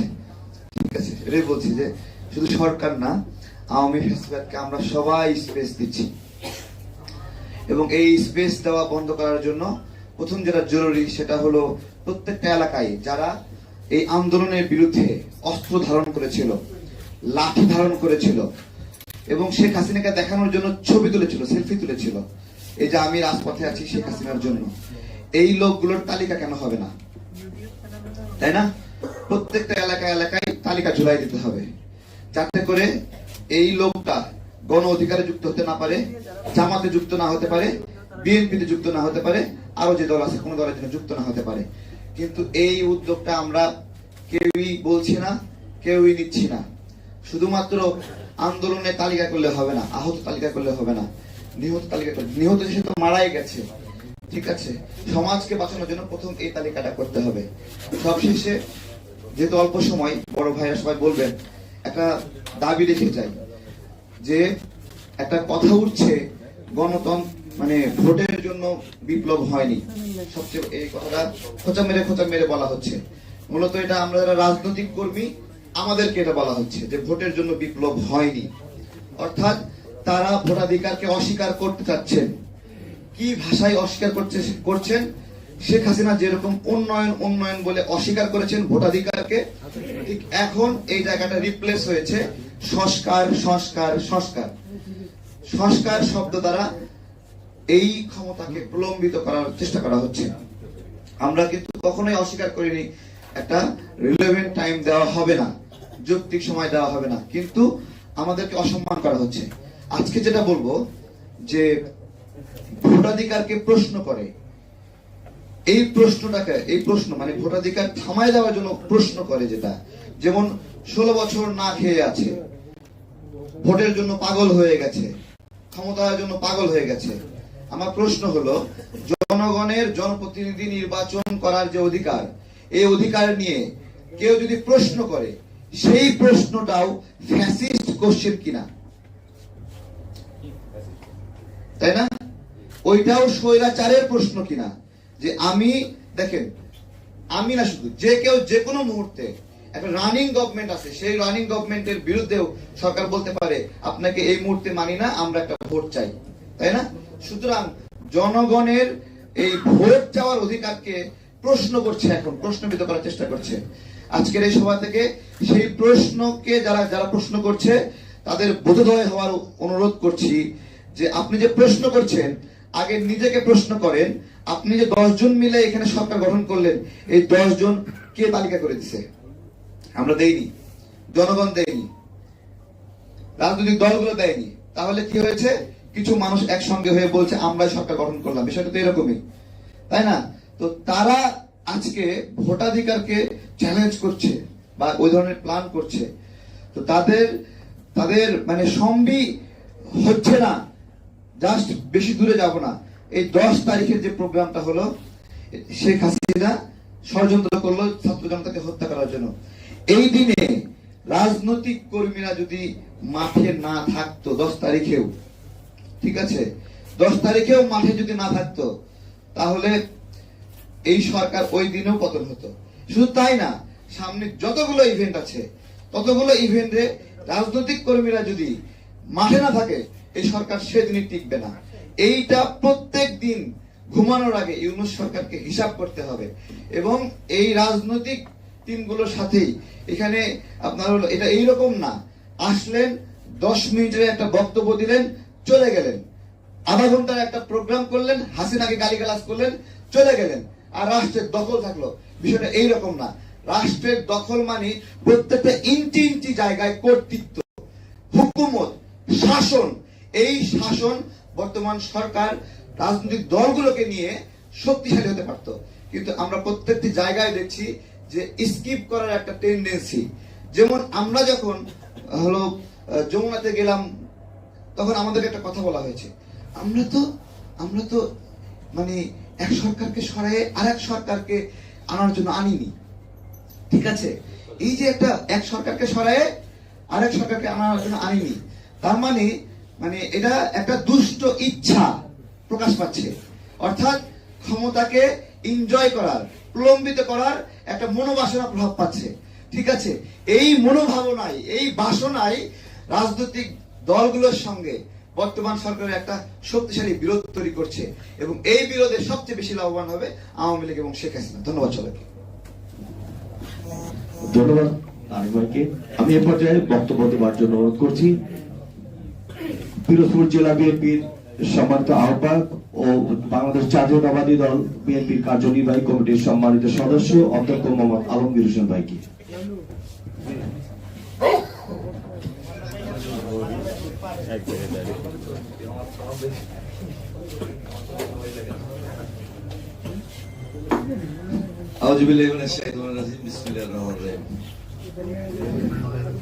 আজকে সবার সম্মানিত সভাপতি জনাব রফিকুল ইসলাম রিপন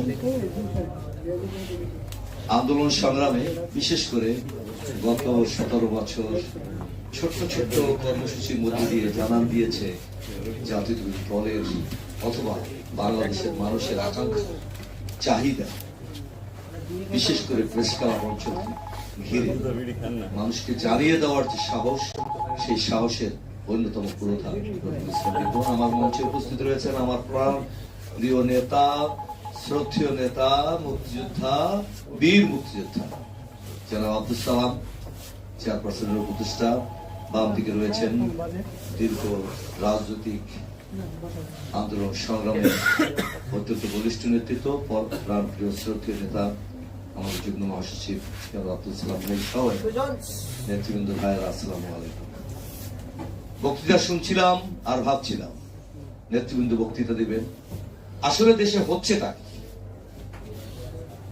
আমাদের নেতা তারেক রহমান স্পষ্ট উচ্চারণ করেছেন, আজকের এই অন্তর্বর্তীকালীন সরকার যদি পরাজিত হয়, দেশ পরাজিত হবে, জনগণ পরাজিত হবে।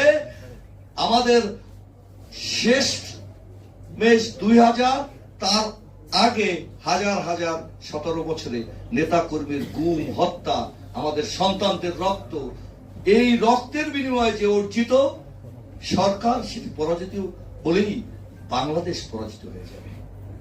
কিন্তু এর মানে এই নয়, এর মানে এই নয় যে আপনারা যা ইচ্ছা তাই করবেন। আজকে কারা উপদেষ্টা হচ্ছেন, কে নিয়োগ দিচ্ছেন, কে সার্চ কমিটির সদস্য, কারা কোথা থেকে এই নামগুলো উঠে আসে? আপনারা বিশেষ ব্যক্তিত্বদের সরকারে নিয়ে যাওয়ার কথা। এরা কি বিশেষ ব্যক্তিত্ব? এদের কি রাজনৈতিক আইডেন্টিফাইড নয়? এরা কি বিগত সরকারের আমলে শেষের দুজন খুব ভালো অবস্থানে ছিলেন না? তাহলে তো বৈষম্যের কথা যে বলা হয়েছে, এরা বৈষম্য বিরোধী যে আন্দোলন, সেখানে এদের অবদান নাই। এরা সুবিধাবাদী গোষ্ঠী হলেও হতে পারে। আমরা সে লাইনে যাচ্ছি না। আমরা বলতে চাই, জাতীয়তাবাদী দলের 2 শীর্ষ নেতা আছেন, তারা বলতে চায়, যারা আহত হয়েছে, যারা শহীদ হয়েছে, যারা দীর্ঘ 17 বছর লড়াই সংগ্রাম করে শহীদ হয়েছে অথবা গুম হয়েছে, তাদের পাশে দাঁড়ানো এখনো এই সরকারের বিভিন্ন গুরুত্বপূর্ণ জায়গায় ওই ফেসিবাদের প্রতাত্তারা ঝেঁকে বসেছে। এবং চমৎকার ভাবে একটি চমৎকার জিনিস আমি বারবার বলি, মফস্বলে থাকার কারণে এইখানের পানি ওইখানে নিয়ে রং বদলানো হলো। অর্থাৎ অমুক জায়গায় তিনি চাকরিরত আছেন, আওয়ামী লীগের সুবিধাভোগী, তাকে পিরোজপুর থেকে রংপুর নিয়ে তার চেয়ে বেশি প্রমোশনের জায়গায় দিয়ে তাকে বহাল তবিয়তে রাখলো। এগুলো কারা করছেন? কোন দূতাবাসের ইঙ্গিতে হচ্ছে, অথবা কোন রয়ের এজেন্টরা এখনো তো বাংলাদেশের চারিদিকে ঘুরে ফিরে আছে? এর স্পষ্ট উচ্চারণ গতকাল বাংলাদেশের সেনাবাহিনী, দেশপ্রেমিক সেনাবাহিনী উচ্চারণ করেছে। 30টি জায়গায় তারা রেসিস্ট করেছে, যারা গার্মেন্ট শিল্পের ধ্বংস করে দিয়ে বাংলাদেশকে বিক্ষুব্ধ করে তোলা, অথবা বাংলাদেশকে ধ্বংস করে তোলা, অথবা বাংলাদেশকে অচল করে তোলার একটা চেষ্টা চালিয়েছে। ওদের কাছে আছে টাকা, সেই কালো টাকা চারিদিকে বিছিয়ে দিচ্ছে। কিন্তু আমরা যদি, এই সরকার যদি এই কালো টাকার উৎসমুখ বন্ধ না করতে পারে, এই সরকারকে সুস্থ থাকতে দিবে না। আর জনগণের আকাঙ্ক্ষা সেই নির্বাচন, সেই নির্বাচনের রোড ম্যাপ কখনো ঘোষণা হবে না। এই কারণে জাতীয়তাবাদী দলের পক্ষ থেকে বারবার আমরা উচ্চারণ করতে চাই, একই কথা বারবার উচ্চারণ করতে চাই, এই সরকারের কাজ মাত্র 2 থেকে 3টি। 1, দ্রব্যমূল্য নিয়ন্ত্রণ করা। 2, আওয়ামী লীগের প্রতাত্তারা যে যেখানে আছে তাদের বের করে দেওয়া অথবা তাদের শাস্তির আয়তায় নিয়ে আসা। 3, নির্বাচন কমিশন পুনর্গঠন করে অচিরেই নির্বাচনের তারিখ নির্ধারণ করা, রোডম্যাপ দেওয়া। এর বাইরে খুব বেশি নড়াচড়া করলে জনগণ আবার রাজপথে নেমে যাবে, তা অনেকেই ঠেকাতে পারবে না। ধন্যবাদ সকলে। ধন্যবাদ। আমি পর্যায়ে সংক্ষিপ্ত বক্তব্য দেওয়ার জন্য অনুরোধ করছি বাংলাদেশ লেবার পার্টির সম্মানিত চেয়ারম্যান জনাব লায়ন মোহাম্মদ ফারুক ভাই। বিসমিল্লাহির রহমানির রহিম। দেশ বাঁচাও মানুষ বাঁচাও আন্দোলনের আজকের এই প্রতিবাদ সভায় সম্মানিত সভাপতি এবং আজকে যারা উপস্থিত আছেন সবাই আমার শ্রদ্ধাভাজন, বিশেষ করে বীর মুক্তিযোদ্ধা সালাম ভাই, অন্যতম উপদেষ্টা মাননীয় এবং খালেদা জি, এবং যুগ্ম মহাসচিব অ্যাডভোকেট সালাম ভাই, আর উপস্থিত আছেন সুব্রত দাদা, আমি তাকে দাদা বলি ডাকি, এবং অন্যান্য যারা আজকে উপস্থিত আছেন সবাইকে আমি শ্রদ্ধা নিবেদন করছি। সবাই নাম না নিয়ে সংক্ষিপ্ত বলার জন্য নির্দেশনা। তো সেক্ষেত্রে আমি আসলে মানুষ যখন নিঃশ্বাস ছেড়ে দেয় তখন সেই মানুষ আর মানুষ থাকে না, সেটা একটা অন্য জগতের মানুষ হয়ে যায়। অথবা যার মুখ থেকে কথা বের হয়ে যায় ওই কথাগুলো আর ফেরত আসে না।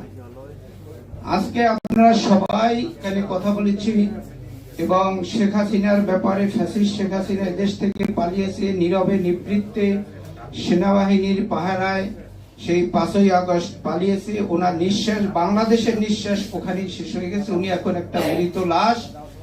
যদি ইন্টারপোলে আমাদের এখানে আন্তর্জাতিক যে আদালত, সে আদালত ওনার বিরুদ্ধে যদি ইন্টারপোলে যে অ্যারেস্ট করার জন্য যে আবেদন করছে, সেই আবেদনে ওনাকে নিয়ে এখানে একমাত্র উপায় হচ্ছে তাকে আইনের কাছে সোপর্দ করা এবং আইন তাকে যথাযথভাবে বিচার করে এবং প্রয়োগ করবে।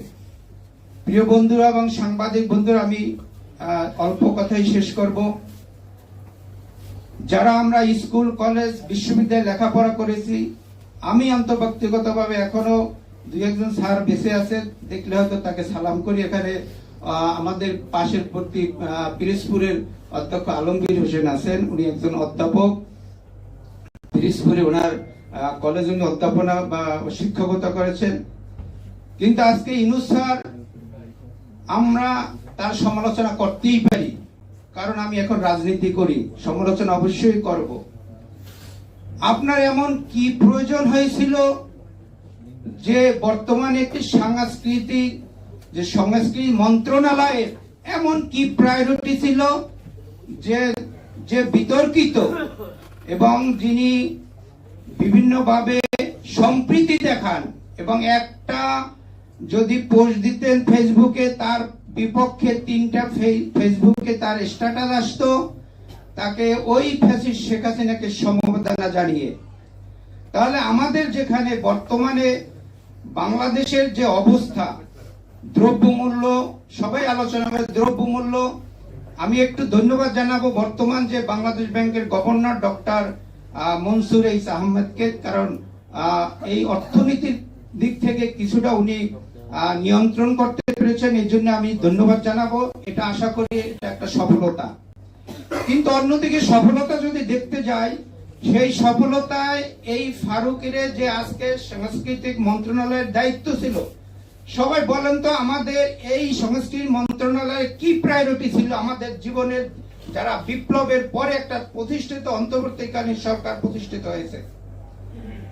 আমাদের রাজনৈতিক যত আমরা যুগপৎ আন্দোলনের সাথে ছিলাম, সেই আন্দোলনের 15 বছরে এবং ছাত্র জনতা আন্দোলনে যখন ওই জনতা কেটে গেছে, এবং আমি দেখেছি যখন প্রফেসর ডক্টর ইউনূস আহমেদ যখন দুবাই থেকে আসতেছে, ওনার ওই যে ব্যাগেজ আছে, অনেকে নেওয়ার জন্য উদ্যত হচ্ছে বা নেওয়ার জন্য চেষ্টা করে, কিন্তু উনি কাউকে ব্যাগ ছাড়ে নাই, বিকজ সে একজন আন্তর্জাতিক মানের গ্রহণযোগ্য ব্যক্তি।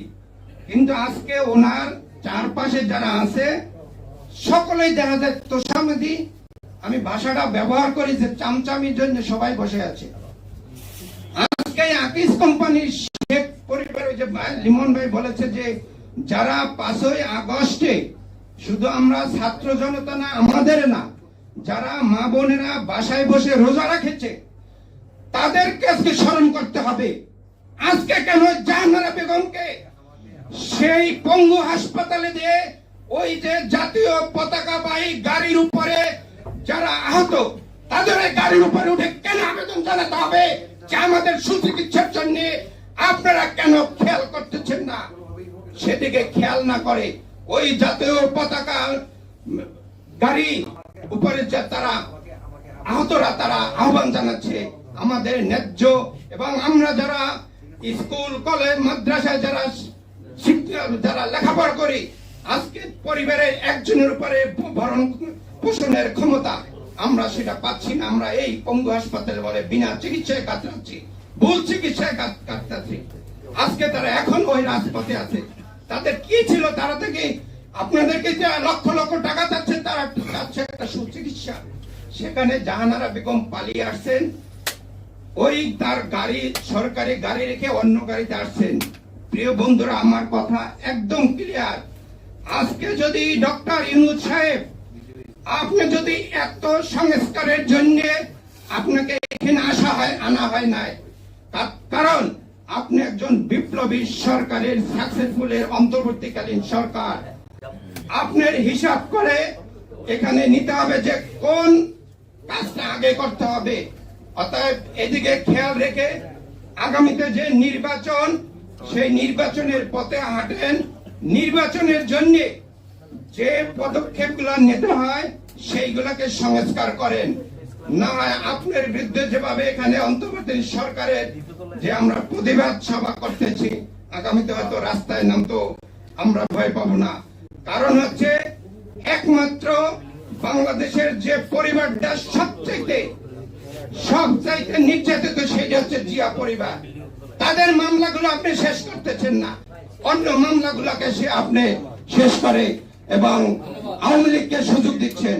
সবাইকে আমি ধন্যবাদ জানিয়ে শেষ করছি। বাংলাদেশ জিন্দাবাদ, দেশ বাঁচাও, মানুষ বাঁচাও, জিন্দাবাদ। ধন্যবাদ ফারুক ভাইকে। আমি এ পর্যায়ে বক্তব্য দেওয়ার জন্য বিনীত অনুরোধ করছি বাংলাদেশ জাতীয়তাবাদী দল বিএনপির কার্যনির্বাহী কমিটির অন্যতম যুগ্ম মহাসচিব জনাব অ্যাডভোকেট আব্দুল সালাম ভাইকে।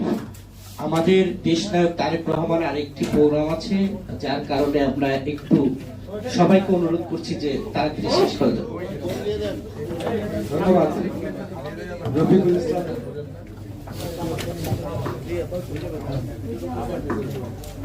দীপককে ভাই বসে বলেন, বসে বলেন। আমার বাংলাদেশ জাতীয়তাবাদী দলের সম্মানিত চেয়ারপারসনের উপদেষ্টা মন্ডলীর অন্যতম সদস্য, ঢাকার সাবেক ডিপ্টি মেয়র, বীর মুক্তিযোদ্ধা, আন্দোলন সংগ্রামের প্রতীক দিতে বারবার কারা নির্যাতিত নেতা এবং আজকের এই সভার বিশেষ অতিথি জননেতা আব্দুল সালাম, আমার বাঁ পাশে আছেন আমার শ্রদ্ধেয় নেতা, গুণীজন, বিশিষ্ট আইনজীবী সুব্রত দাস সহ এই সংগঠনের সর্বস্তর নেতৃবৃন্দ এবং উপস্থিত সাংবাদিক ভাইয়েরা, এখানে এসে আমার একটা ভুল ভেঙেছে, অথবা আমি আরেকটা দিক নির্দেশনার একটা পথ লক্ষ্য করলাম। তা হলো যে এত সহজে, এত তাড়াতাড়ি একটা সরকার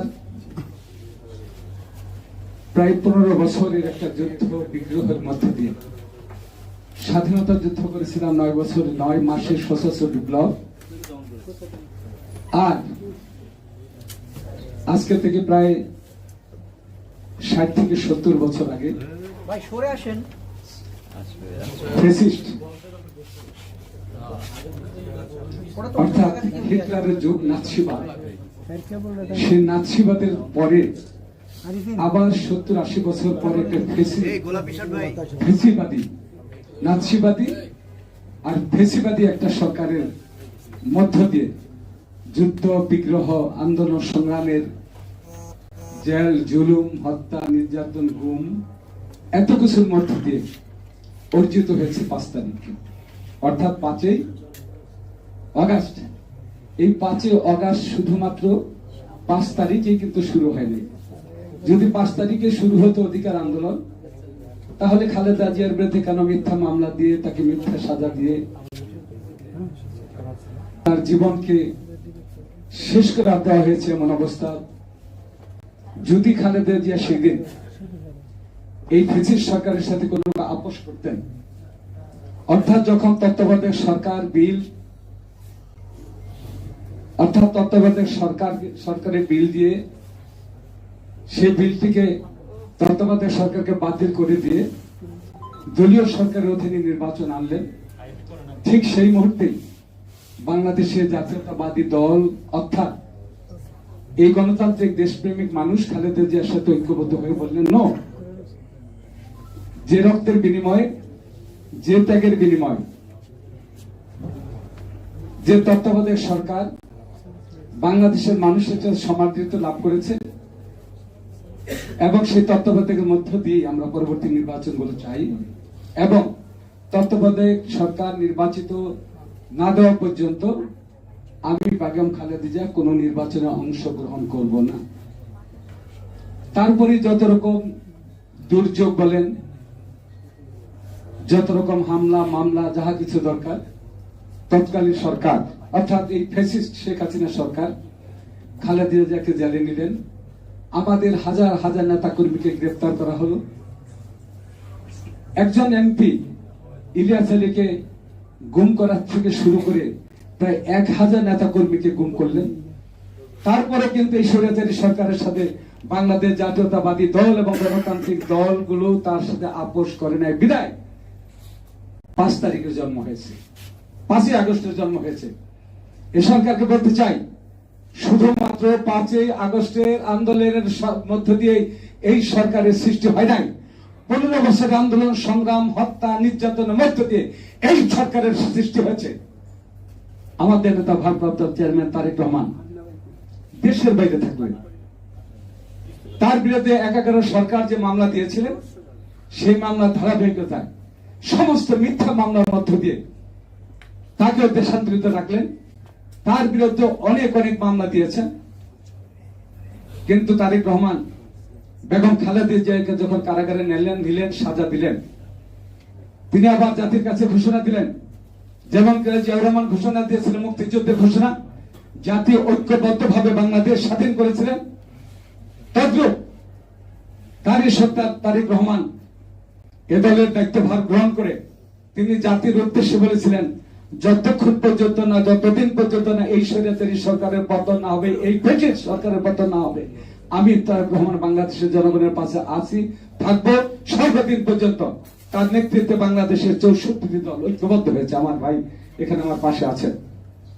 যে নির্বাচনগুলো হয়েছে, কোন নির্বাচনে আমাদের গণতান্ত্রিক দলগুলো অংশগ্রহণ করে নাই, তারেক রহমানের সাথে নেতৃত্ব ঐক্যবদ্ধ ছিলেন।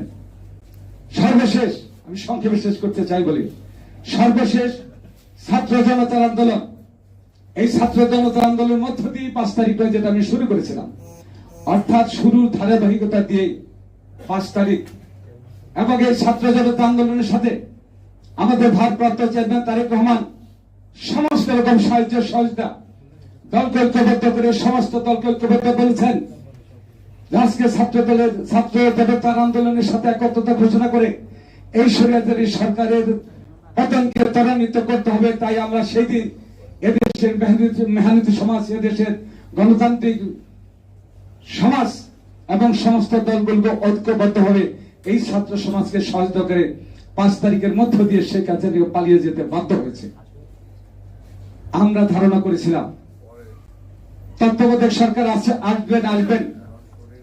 প্রফেসর ইউনূস সাহেব একজন আন্তর্জাতিক খ্যাতি সম্পন্ন নেতা, একজন ব্যক্তিত্ব, তার নেতৃত্ব হয়তোবা যে কারণে এত মায়ের বুক খালি হলো, যে অধিকার আন্দোলন নিয়ে এত ছাত্র জনতা নিহত হলেন, হয়তোবা দ্রুত তিনি ক্ষমতা গিয়ে একটি নির্বাচন দিবেন, যে নির্বাচনের মধ্য দিয়ে এদেশের মানুষ একটি সত্যিকারের শাসন ব্যবস্থা পাবে, একটি ন্যায় বিচারের শাসন ব্যবস্থা হবে, অধিকার আন্দোলন বাস্তবায়ন করবে। কিন্তু তার ব্যতিক্রম আজকে এখানে সবই যা দেখলাম, যে অনেক বলেন আন্দোলন শুরু হয়ে যাবে। তা আপনাদের কথাবার্তা দেখি তো মনে হয় এই সরকারের বিরুদ্ধে আন্দোলন শুরু হয়ে গেছে। কেন হলো এই আন্দোলন? কি কারণে আজকে এই সরকার বিতর্কিত হয়ে গেল? কি দরকার ছিল এই বশিরউদ্দিনের? কি দরকার ছিল এই ফারুকের? কেন তাদেরকে দিলেন? আপনারা কার অধিকার নষ্ট করে ছাত্র জনতার এবং দীর্ঘ সংগ্রামের যারা নিহত হলেন তাদের রক্তের উপর বেইমানি করে আজকে এই বশিরউদ্দিন এবং ফারুককে নিচ্ছেন? এটার পেছনে কি রহস্য আজকে জাতিকে জানাতে হবে। কি প্রয়োজন ছিল তাদেরকে নেওয়া? আপনাদের দায়িত্ব দেওয়া হয়েছে, তত্ত্বাবধায়ক সরকার বানিয়ে দ্রুত একটি জাতীয় সরকার ঘোষণা দিবেন, জাতীয় নির্বাচন ঘোষণা দিবেন, যার নেতৃত্বে, যার মধ্য দিয়ে একটি সুন্দর শাসন ব্যবস্থার জন্য, একটি রাষ্ট্র ব্যবস্থার জন্য একটি সরকার প্রতিষ্ঠিত হবে। আপনারা সে কথা না বলে পাশ কাটিয়ে বলে সংস্কার করতে হবে। একটু ধৈর্য ধরেন। যে সরকার চলে গেছে আরেকটা সরকার আসবে এমন কিছু আশা করছেন না। বিদ্রুপাত্মক ভাবে কথাগুলো বলেন নো, এই জন্য আপনাদের দায়িত্ব দেওয়া হয় নাই। দ্রুত নির্বাচন দিন, নির্বাচনের অধিকার আন্দোলনের দ্রুত নির্বাচন দিন, এই নির্বাচনের মধ্য দিয়ে রাষ্ট্রটার যত অপকর্ম ইতিপূর্বে হয়েছে তাদের ন্যায় বিচারের মধ্য দিয়ে তাদের বিচার হবে, তাদেরকে বিচারের মুখোমুখি করা হবে। তাই আমি বক্তব্য দীর্ঘায়িত করতে চাই না। আমি আর চাই না এই তত্ত্বাবধায়ক সরকার আর কোন তুষ্ট বিদ্যমান, আর কোন গণতান্ত্রিক অধিকারের নিয়ে আপনাদের পাশে ঘুরতে হবে এমনটা আমরা আশা করছি না। আজকে দেশের মানুষের কথা ভাবেন, আজকে জাতীয় দলগুলোর কথা ভাবেন, আজকে দেশ কি চায় তা ভাবেন।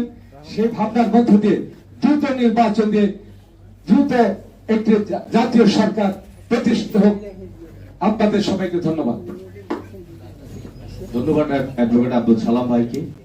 আমি এই পর্যায়ে সংক্ষিপ্ত বক্তব্য দেওয়ার জন্য বিনীত অনুরোধ করছি বাংলাদেশ গণতন্ত্র ফোরামের সম্মানিত সাধারণ সম্পাদক অ্যাডভোকেট জনাব সুব্রত চৌধুরী।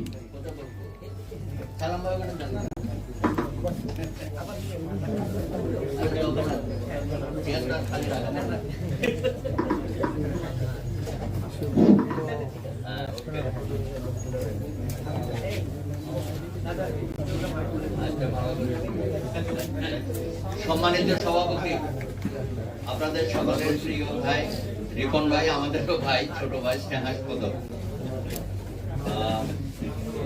বীর মুক্তিযোদ্ধা সালাম ভাই আছেন, দীর্ঘদিনের রাজপথের সাহসী সৈনিক। আর আমার ডান পাশে আরেক সালাম ভাই আছে, আমার একই পেশায় আমরা আছি। জাতীয় নেতৃবৃন্দ, সমবেত বন্ধুগণ,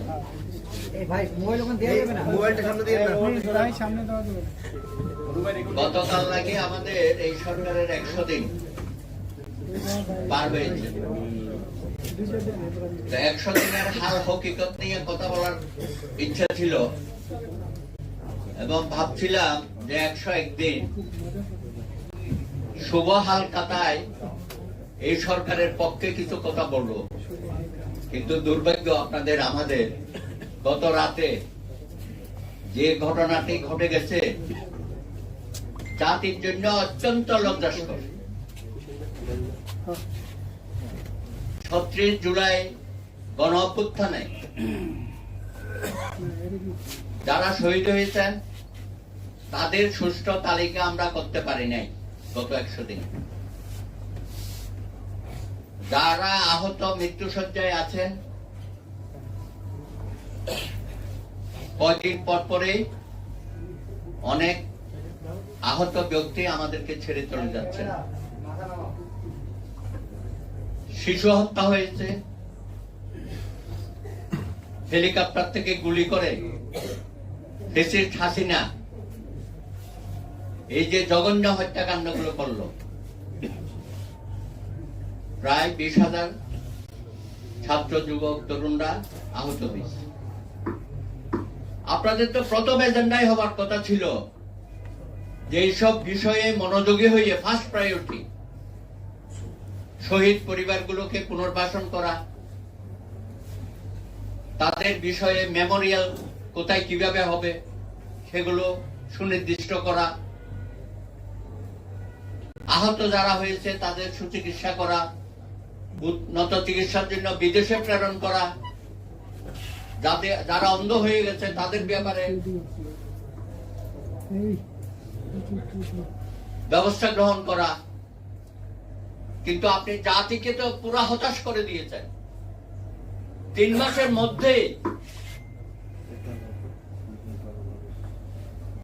আপনি তো আমাদেরকে আশ্বস্ত করতে পারলেন না। কথা ছিল শহীদ পরিবারের সদস্যদের নিয়ে সবাইকে নিয়ে একটা গেট টুগেদার বা কিছু একটা করবেন, সেটাও ডেট ঠিক করে করতে পারছেন না। আপনি শহীদ ফাউন্ডেশন করেছেন, সেখান থেকে সাহায্য সহযোগিতা দেওয়ার কথা, সেগুলো থেমে থেমে যাচ্ছে কেন? কারণটা কি? আপনারা যদি না পারেন ছেড়ে দেন। ফার্স্ট প্রায়োরিটি হবে এদেরকে বাঁচানো, এদের পাশে থাকা। তারপরে আসেন আপনি 10টা কমিশন করিয়া আমাদেরকে ঝুলাই রাখছেন, মূলা ঝোলাচ্ছেন না। এইসব মূলা ঝোলানোর কাজ হবে না। 10টা সংস্কার মানে কি পুরো রাষ্ট্র আপনি পরিবর্তন করে দেবেন? এটা সম্ভব? সবকিছু আপনি পরিবর্তন করতেছেন। সবকিছু পরিবর্তন করা যায় না। আপনি নির্বাচন কমিশনের কোন অ্যাক্টিভিটিস আমরা দেখছি না, কোথায় যেন হারিয়ে গেছে। কখন আপনি কমিশন নিয়োগ করবেন, তারপরে কখন ভোটার লিস্ট করবেন। মনে হচ্ছে ওই যে একজন উপদেষ্টা বোধহয় বলছিল যে ফ্যাসিস্ট হাসিনা 7 জানুয়ারির পরে যে কয়টা দিন পার করেছে সেই কয় মাস ছাড়া আরো বাকি বছরগুলো নাকি আপনারা থাকবেন। কি বলা যাবে? আরে খায়ের বাংলাদেশের জনগণকে চেনেন না? হ্যাঁ, ক্ষমতার এত লোক। কালকে রাতের ঘটনার পরে 4 ঘন্টা লাগছে কয়েকজন উপদেষ্টা সেখানে যাওয়ার জন্য। লজ্জা হয় না আপনাদের? এটা নিয়ে আবার ওদেরকে আন্দোলন করতে হবে। আহত আমার তরুণ ভাইরা যারা মৃত্যুর যন্ত্রণায় প্রত্যেকদিন দিন অতিবাহিত করছে, তাদেরকে আবার বলছেন আজকে নাকি দুপুরে মিটিং হবে। এসব নাটক বাদ দেন। আমরা নাটক, মহানাটক বহু দেখেছি। দয়া করে এখন তো মনে হচ্ছে আপনার একটা বোঝা। শেখ হাসিনা গেছে, ফ্যাসিস্ট গেছে, মাফিয়া গেছে, ইউনুসের নেতৃত্বে আরেকটা বোঝা যেন আমাদের মাথায় চেপে বসছে। আপনি কিসের জলবায়ু সম্মেলনে গেছেন? শূন্য শূন্য দেখাচ্ছেন আমাদেরকে। নিজের দেশের জলবায়ুর খবর রাখেন? এখানে রাজনৈতিক আওয়াজে মেঘাচ্ছন্ন হয়ে গেছে, সেটা উপলব্ধি করার আপনাদের কেউ নাই। এখানে কতগুলো জঞ্জাল উপদেষ্টা তৈরি করেছেন, কথা বলতে জানে না, হাঁটতে জানে না, কোনো কোঅর্ডিনেশন নাই এদের মধ্যে। খুবই দুর্ভাগ্যজনক এটা। দয়া করে এগুলো বাদ দেন। আগামী 100 দিন প্রত্যেকটা দিন আপনাদের হিসাব নিকাশ দিতে হবে। এই অশুভ কর্মকাণ্ড থেকে বিরত থাকেন। সারা দেশের জনগণ, সমস্ত রাজনৈতিক দল, যুবক তরুণ সবাই বৈষম্য বিরোধী। এদের সাথে আমাদের বিভেদ সৃষ্টি করবেন না। আপনাদের কর্মকাণ্ডের কারণে একে অপরের প্রতিপক্ষ বানাচ্ছেন। এখানে কেউ প্রতিপক্ষ না, আমরা সবাই এক। তাদের আত্মত্যাগ আর 17 বছরের আত্মত্যাগ একই সূত্রে গাঁথা। এটা নিয়ে কেন আমাদের মধ্যে ভাগাভাগি হবে? যুগে যুগে আমাদের ছাত্র তরুণ যুবকরা 52 সন থেকে সমস্ত আন্দোলনের নেতৃত্ব দিয়েছে, রক্ত দিয়েছে। 69-এর গণ অভ্যুত্থানে ছাত্র তরুণরা আমাদের বিজয় এনে দিয়েছে। 90-এ অনেকে এখানে আছেন, 90-এর সৈনিকরা তাদের অভ্যুত্থানে একসাথে বাধ্য হয়েছে। কখনো বিরোধ হয় নাই, কখনো ছাত্র তরুণরা এই বিজয়কে একমাত্র তাদের বিজয় বলে দাবি করে নাই। তাহলে তো এত বড় বড় যে পরিবর্তন হয়েছে দেশে, তাহলে সবকিছুকে মিথ্যা হয়ে যাবে, ইতিহাস মিথ্যা হয়ে যাবে। সুতরাং এখন যে পরিবর্তনটা আসছে, নতুন করে যে আমরা আবার স্বপ্ন দেখলাম, 17 বছরের জগত্তর পাথরকে আমরা সরালাম সকলে মিলেমিশে, তার সুফল অতীতে যেমন 71-এ ব্যর্থ হয়েছে, 90-তে ব্যর্থ হয়েছে, এই গণ অভ্যুত্থানও আমরা ব্যর্থ হতে দিতে পারি না। জনগণের আশা আকাঙ্ক্ষা, তার সুফল মানুষের ঘরে ঘরে পৌঁছাতে হবে।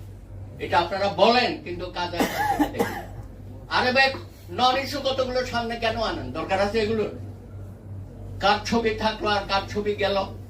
মাহফুজ সাহেব, আপনার কোনো প্রয়োজন ছিল না। আপনি একজন উপদেষ্টা, সেটা তো মনে রাখতে হবে। সেটা আপনারা তো রাষ্ট্রপতি ভবনে বললে যে কোনো কর্মকর্তা এটা নামাতে পারত, আপনার নামাতে হবে কেন? আপনি জানেন এই যে ছবি টাঙানো, আপনারা এটাকে হাইকোর্টে নিয়ে গেছেন, মানে বিগত সরকার হাইকোর্ট থেকে রায় দিল প্রত্যেক ঘরে ঘরে বঙ্গবন্ধুর ছবি তুলতে হবে, অফিস আদালতে তুলতে হবে, ব্যবসা প্রতিষ্ঠানে তুলতে হবে। তুলছেন না? তারপরে কি হইল? যে হাইকোর্ট আদেশ দিল ঘরে ঘরে বঙ্গবন্ধুর ছবি তুলতে হবে, সে হাইকোর্টে এখন বঙ্গবন্ধুর ছবি নাই।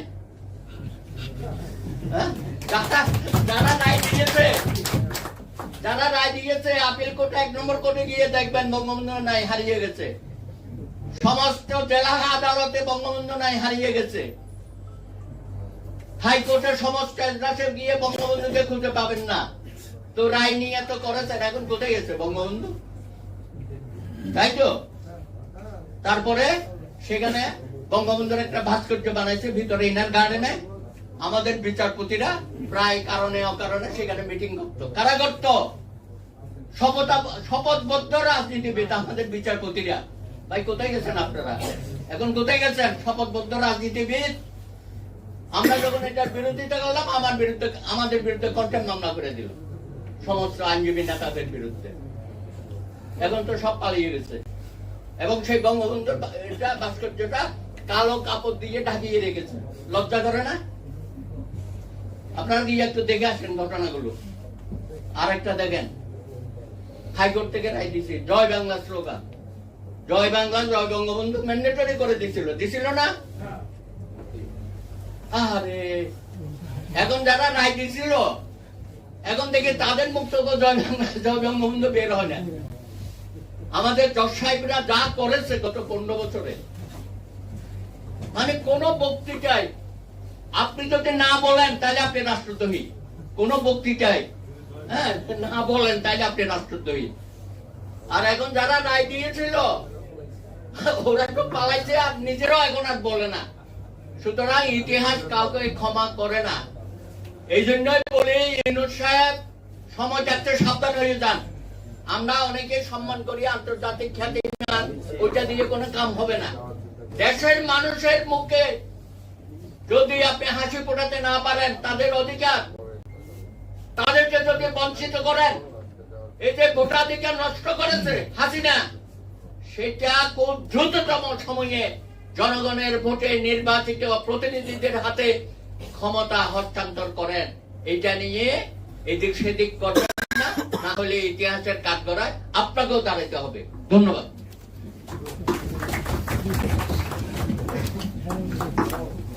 ধন্যবাদ অ্যাডভোকেট সুব্রত দাকে। আমি এ পর্যায়ে বক্তব্য দেওয়ার জন্য বিনীত অনুরোধ করছি বাংলার সূর্য সন্তান, ঢাকার রাজপথের লড়াকু সৈনিক, বিএনপি চেয়ারপারসনের সম্মানিত উপদেষ্টা মণ্ডলীর অন্যতম সদস্য, বীর মুক্তিযোদ্ধা জনাব আব্দুল সালাম ভাইকে। বীর মুক্তিযোদ্ধা জনাব আব্দুল সালাম ভাই।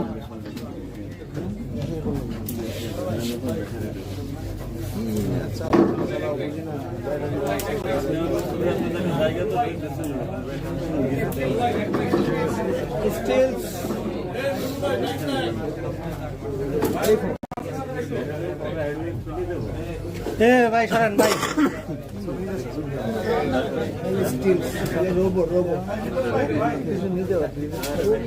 সোনামণি স্টিল নিচে নেমে যান।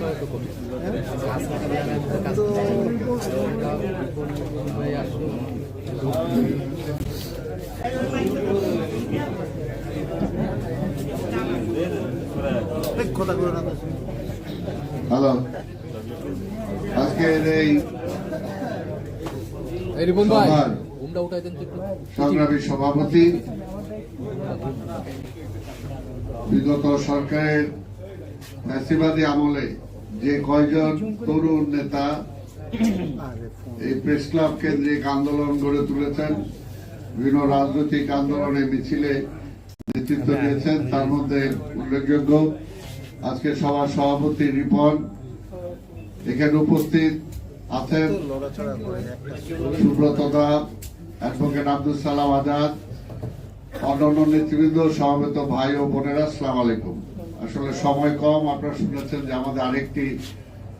আমাদের ভারপ্রাপ্ত চেয়ারম্যানের আমাদের আরেকটি সভা আছে, সেখানে যেতে হবে। সুব্রত দা ঠিকই বলেছেন, কিন্তু কথাটা এই, ইতিহাস বলে যে আমরা সবাই বলি ইতিহাস থেকে শিক্ষা গ্রহণ করুন, কিন্তু কেউ ইতিহাস থেকে শিক্ষা গ্রহণ করে না।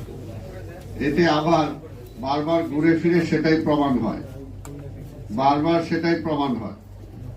গতকালকে সত্যি খুবই খারাপ লেগেছে আজকের পত্রিকা দেখেও, যেটা আমরা দেখলাম, যারা বিগত আন্দোলনে বলবো না, শুধু 5ই আগস্টকে কেন্দ্র করে তার কাছাকাছি সময়ে আন্দোলনে যারা অঙ্গ হারিয়েছেন, বিভিন্নভাবে আহত হয়েছে, তাদের চিকিৎসার জন্য তারা সেখানে উপদেষ্টাকে ঘেরাও করে রেখেছিলেন।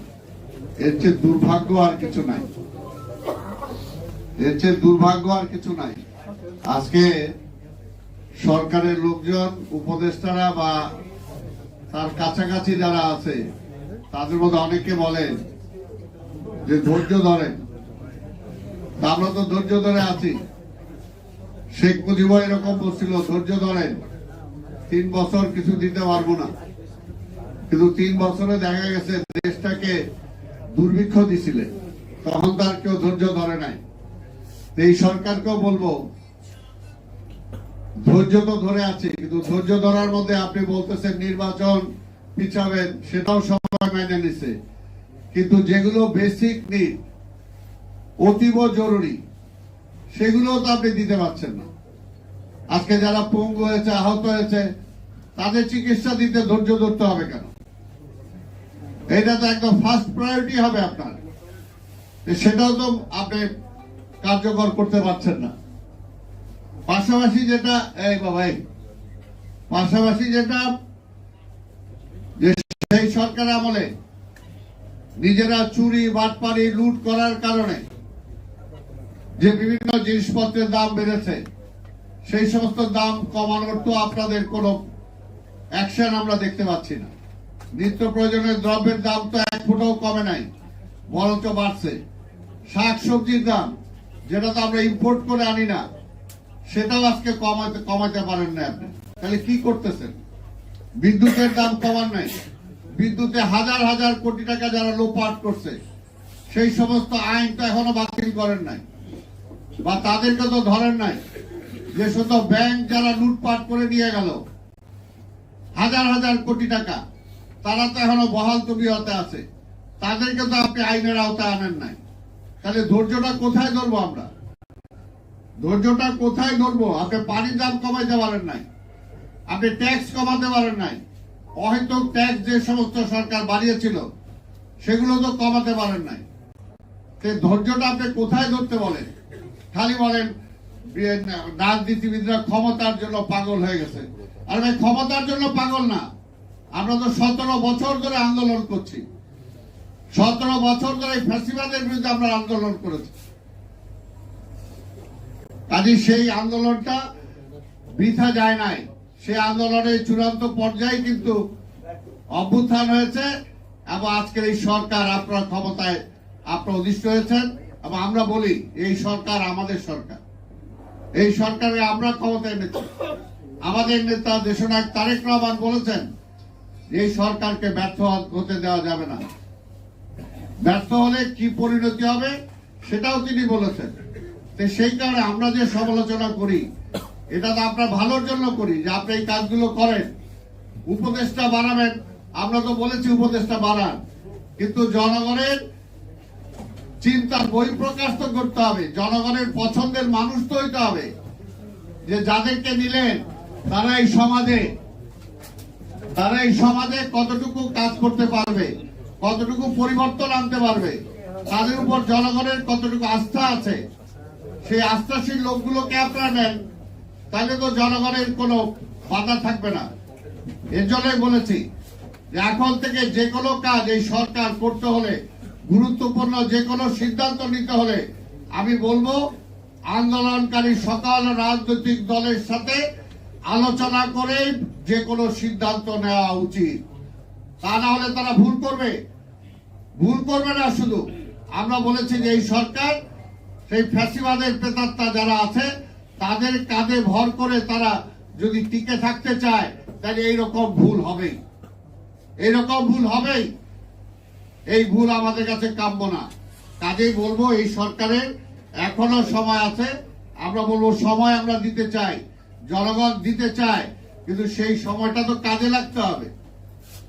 100 দিন পার হয়ে গেছে, কিন্তু সময়টা কতটুকু কি দিতে পেরেছেন জনগণ তো সেটা হিসাব কিতাব করবেই। তা না হলে কি হবে? তা না হলে যেমনি আওয়ামী লীগ মুক্তিযুদ্ধ ও মুক্তিযোদ্ধাদেরকে নিয়ে ব্যবসা করেছে, কয়দিন পরে আপনাদেরকেও যাতে না বলে যে 5ই আগস্টের অভ্যুত্থানে যারা শহীদ হয়েছেন তাদেরকে নিয়েও আপনারা সেই কাজ করছেন। এটা যাতে কেউ না বলে, এখন থেকেই আপনাদের সেই ব্যাপারে সচেতন হওয়া দরকার, সচেতন হওয়া দরকার। কারণ পরিষ্কার কথা যেটা আমরা বলতে চাই, পরিষ্কার কথা বলতে চাই, যে যত কথাই বলেন, সেই স্বাধীনতার আগে থেকে ভোটের জন্যই লড়াই করছি আমরা, ভোটের জন্যই লড়াই করছি। পাকিস্তান আমার ভোটের অধিকার দেয় নাই, লড়াই করেছি। 7ই মার্চের বক্তৃতা শুনে দেখেন কি আছে সেখানে। তারপরে আওয়ামী লীগ ক্ষমতায় আসার পরে আমার ভোটের অধিকার কেড়ে নিচ্ছে, সেটার জন্য লড়াই করেছি। গত 17টা বছর আমরা লড়াই করেছি ভোটের জন্য। ভোটের কথা বলবো না, আমরা তো কি বলবো? জনগণের প্রতিনিধি জনগণ নির্বাচিত করতে পারবে না, তা আমরা এটা চাবো না, তা কি চাবো? একটা অনির্বাচিত সরকার চাবো? কোন অবস্থাতে অনির্বাচিত সরকার দীর্ঘদিন ক্ষমতায় থাকতে পারে না। যদি থাকে তাহলে আরেকটা ফ্যাসিস্টের জন্ম হয়। যেমনি এখন অনেকে উকি ঝুঁকি, যাদের বক্তব্যে অনেকটা সেই রকম মনে হয়, সেরকম মনে হয়। কাজে বক্তব্য দেওয়ার ব্যাপারে সবাইকে সচেতন থাকা দরকার। আমরা চাই ভোটের অধিকার মানুষ ফিরে পায়। সরকারে কারা থাকবে সেটা জনগণ ম্যান্ডেট দিবে, কারা সরকার, কারা রাষ্ট্র পরিচালনা করবে, এটা পরিষ্কার। এই ব্যাপারে কোনো আপোষ নাই, এই ব্যাপারে কোনো আপোষ নাই। কোন ব্যক্তি, কোন গোষ্ঠী দীর্ঘদিন ক্ষমতায় থাকতে পারবে না জনগণের ম্যান্ডেট ছাড়া। এই জন্য আমরা দেশ স্বাধীন করি নাই, এর জন্য 5ই আগস্টের অভ্যুত্থান হয় নাই। এই কথাটা মনে রাখতে হবে, এই কথাটা মনে রাখতে হবে। তাই আমি বক্তব্য দীর্ঘায়িত না করে আজকে শুধু এটাই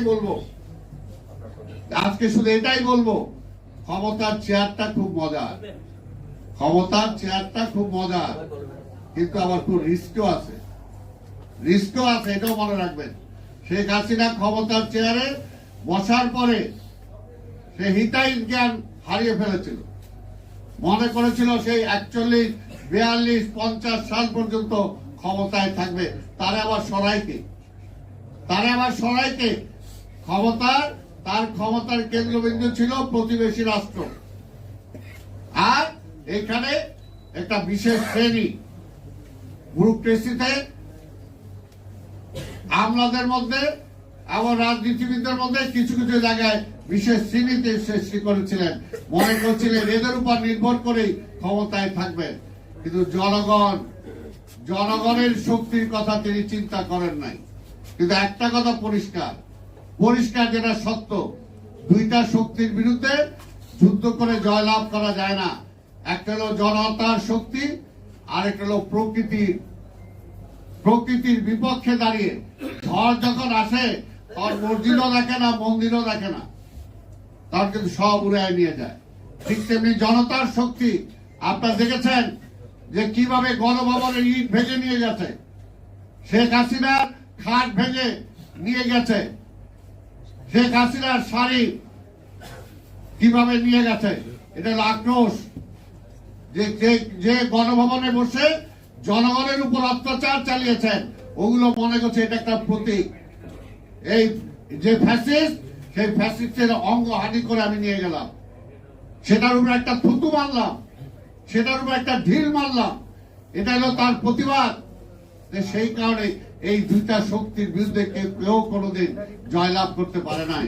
এই সরকারকেও বলবো যে আমরা যুদ্ধ করে দেশ স্বাধীন করেছিলাম, এখনো যেমনি আজকে পঙ্গুদের এটা হচ্ছে, এখনো কিন্তু 71-এর মুক্তিযুদ্ধে যারা পঙ্গু হয়েছিলেন, এখনো আমরা দেখি অনেকে ভিক্ষার থালা নিয়ে বিভিন্ন জায়গায় ভিক্ষা করে বেড়ায়। একটা জাতির জন্য এটা কখনো মঙ্গল না, এটা কলঙ্ক। তাই আমি বক্তব্য দীর্ঘায়িত না করে আজকে বলবো, এই সরকারকে আমরা সময় দিয়েছি, আমরা দিতে চাই, কিন্তু ভবিষ্যতে যাতে এই সমস্ত আবল তাবল সিদ্ধান্ত না হয়। যে কোনো সিদ্ধান্তের ব্যাপারে আন্দোলনকারী প্রতিটা রাজনৈতিক দলের সাথে আলোচনা করেই যাতে রাষ্ট্র কিভাবে পরিচালনা হবে, সরকার কিভাবে পরিচালনা হবে, কোন সিদ্ধান্তটা আগে দরকার, কোন সিদ্ধান্তটা পরে দরকার, অবশ্যই যাতে রাজনৈতিক দলগুলোর সাথে আলোচনা করেই নেওয়া হয়। তাদের এককভাবে ইচ্ছা হলে একটা করে ফেললাম, এটার জন্য এই দেশের মানুষ রক্ত দেয় নাই, এটার জন্য শহীদরা শহীদ হয় নাই, এটার জন্য অসংখ্য ছাত্র জনতা পঙ্গু হয় নাই। এই বিষয়টা তাদেরকে মনে রাখতে হবে। এই কথা বলেই আপনাদের সবাইকে ধন্যবাদ জানিয়ে আমার বক্তব্য শেষ করছি। খোদা হাফেজ। বাংলাদেশ জিন্দাবাদ।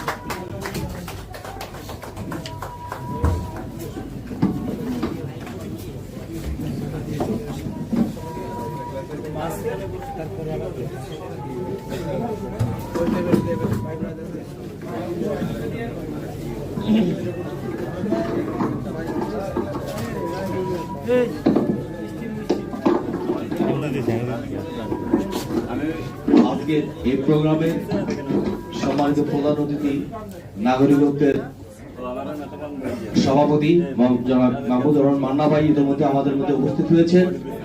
আজকের প্রধান অতিথির বক্তব্যের আগে প্রধান অতিথির অনুমতি ক্রমে দেশ বাঁচাও মানুষ বাঁচাও আন্দোলনের সম্মানিত সভাপতি এবং আজকের এই মিটিং এর সভাপতি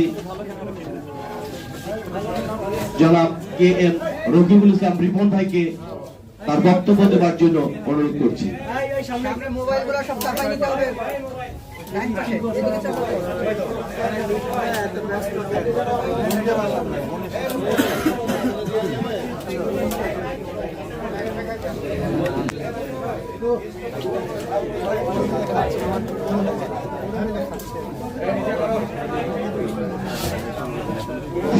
হ্যালো, বিসমিল্লাহির রহমানির রহিম।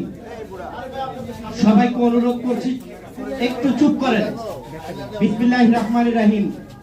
দেশ বাঁচাও মানুষ বাঁচাও আন্দোলন কর্তৃক আয়োজিত আজকের এই প্রতিবাদ সভার সম্মানিত প্রধান অতিথি গণমানুষের নেতা আমাদের সকলের প্রিয় জনাব মাহমুদুর রহমান মান্না ভাই, বীর মুক্তিযোদ্ধা সালাম ভাই, অ্যাডভোকেট সালাম ভাই, সুব্রত দা, ফারুক ভাই, লিয়াকত ভাই, পলাশ ভাই, লিঙ্কন ভাই, মোশারফ ভাই, আমাদের ভারপ্রাপ্ত সভাপতি রাজু আহমেদ সহ বিভিন্ন পর্যায়ের নেতৃবৃন্দ এবং আমার প্রিয় সাংবাদিক ভাই বোনেরা সকলকে এই সংগ্রামী শুভেচ্ছা। আমি বক্তব্য দিব না, আমি দু একটি কথা বলে আমার কথা শেষ করব। আমি আমার সংগঠনের পক্ষ থেকে আপনাদের কাছে ক্ষমা চাচ্ছি যে অনেকের বক্তব্য দিতে পারিনি এবং অনেকের বক্তব্য আমরা শুনতে পারিনি, এর জন্য দুঃখ প্রকাশ করছি এবং সকলকে যথাযথ মর্যাদা দিতে পারিনি। বন্ধুরা, আমরা আজকে যে অন্তর্বর্তী সরকার আছেন সেই সরকার তলে তলে আওয়ামী লীগের সঙ্গে যোগাযোগ করে আওয়ামী লীগের প্রেতাত্মাদেরকে প্রতিষ্ঠিত করার চেষ্টা করছে। আমরা দেখতে পেরেছিলাম তখন যাত্রাপালার সংসদ, এখন আমরা দেখতে পাচ্ছি এনজিও সরকার। কিন্তু হঠাৎ করে এনজিও সরকারে আবার ঢুকে গেল সংস্কৃতি সরকার। আমরা যে ফারুকি এবং হত্যা মামলার যে আসামি, এই দুইজন মানুষকে যখন তারা উপদেষ্টা নিয়োগ দিয়েছে, বাংলাদেশের মানুষ হতভম্ব হয়েছে। কারণ বাংলাদেশের মানুষের রক্তের দাগ শুকায় নাই, কবরের মাটি শুকায় নাই। বাংলাদেশের মানুষের সাথে গাদ্দারি করেছে। অন্তর্বর্তী সরকারে যিনি আছেন তার ডাইনে এবং বামে আওয়ামী লীগের প্রেতাত্মা এবং ভারতের প্রেতাত্মারা তাকে বিতর্কিত করার চেষ্টা করছে। সে আন্তর্জাতিক খ্যাতি সম্পন্ন মানুষ, কিন্তু তিনি রাজনীতিবিদ না। কাজেই তাকে রাজনীতিবিদদের পরামর্শ নিতে হবে। যেই ডায়াসে যারা আছেন তাদের পরামর্শ, দেশনায়ক তারেক রহমানের পরামর্শ, দেশনেত্রী বেগম খালেদা জিয়ার পরামর্শ না নিলে অন্তর্বর্তী সরকার ডক্টর ইউনূস বিতর্কিত হবেন। এটাই হলো বাস্তবতা। তার প্রমাণ ইতিমধ্যে আমরা দেখেছি। ফারুকি এবং আরেকজন হত্যা মামলার আসামিকে তারা উপদেষ্টা নিয়োগ দিয়েছে।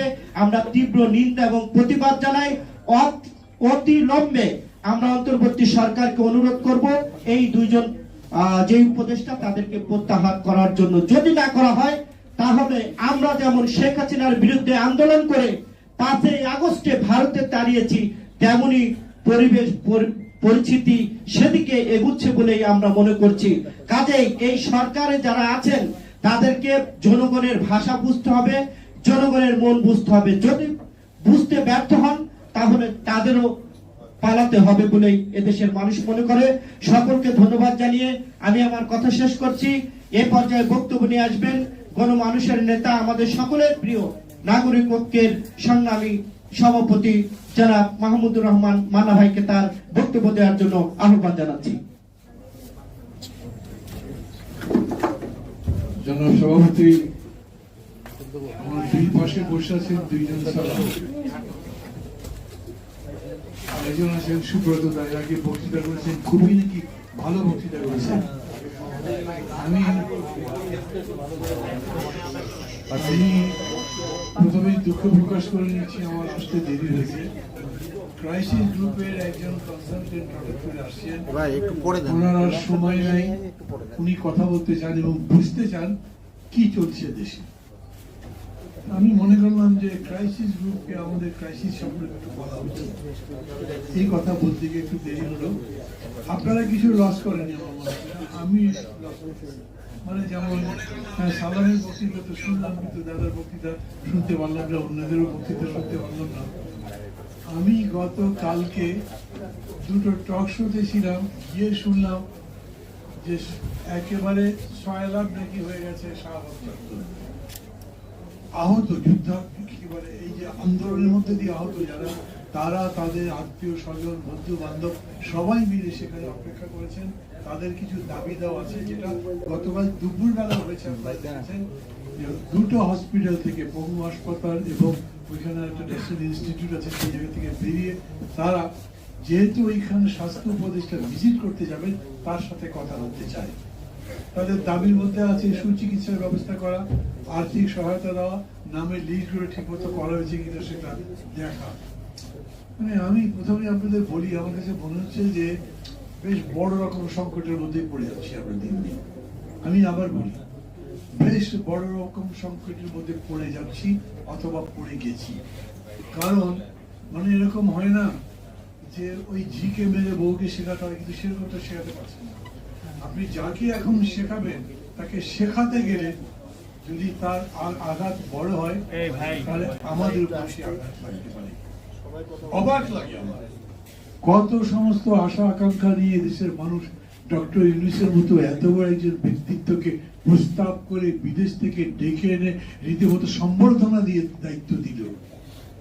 উনি এই 1000, 10, 15, 20 আহত যে সমস্ত বীর যোদ্ধারা স্বৈরতন্ত্রের বিরুদ্ধে, ফ্যাসিবাদের বিরুদ্ধে এত বড় আত্মত্যাগ করে তাদের পরাজিত করলেন, তাদের চিকিৎসার ব্যবস্থা করতে পারেন না। ওনাকে সবাই বলেন খুব বড় পারফরমার, করে দেখিয়েছেন। গ্রামীণ ব্যাংক করে, ক্ষুদ্র ঋণ করে, গরিব মানুষের উপকার করে, এগুলো অনেক রকম কথাবার্তা, যার জন্য নোবেল পেয়েছেন। নতুন করে তিনি করছেন সোশ্যাল বিজনেস, এটাও নাকি সারা দুনিয়ার লোকজনের মধ্যে অনেক আকর্ষণ তৈরি করেছে। কিন্তু বাংলাদেশে ক্ষমতা নেবার পরে, বাংলারা পছন্দ করে, দায়িত্ব পাওয়ার পর থেকে 100 দিনেরও বেশি হয়েছে। এই সময় যদি হিসাব করেন, তাহলে আমাদের মধ্যে, মানুষের মধ্যে আশা তেমন সঞ্চার করছে না। যে বিষয় নিয়ে এখানে করা হয়েছে সেটা তো মানে একটা স্টুপিডিটি, মানে একটা ছেলে খেলা একেবারে ক্ষমতা নিয়ে। কি রকম করে এই দুজন মানুষকে নিলেন, কার বুদ্ধিতে নিলেন, কিছু বলে না। এই সরকারের কিন্তু এইটা একটা ব্যাপার হয়েছে, তারা কোনো প্রশ্নের জবাব দেওয়ার দরকার করে না।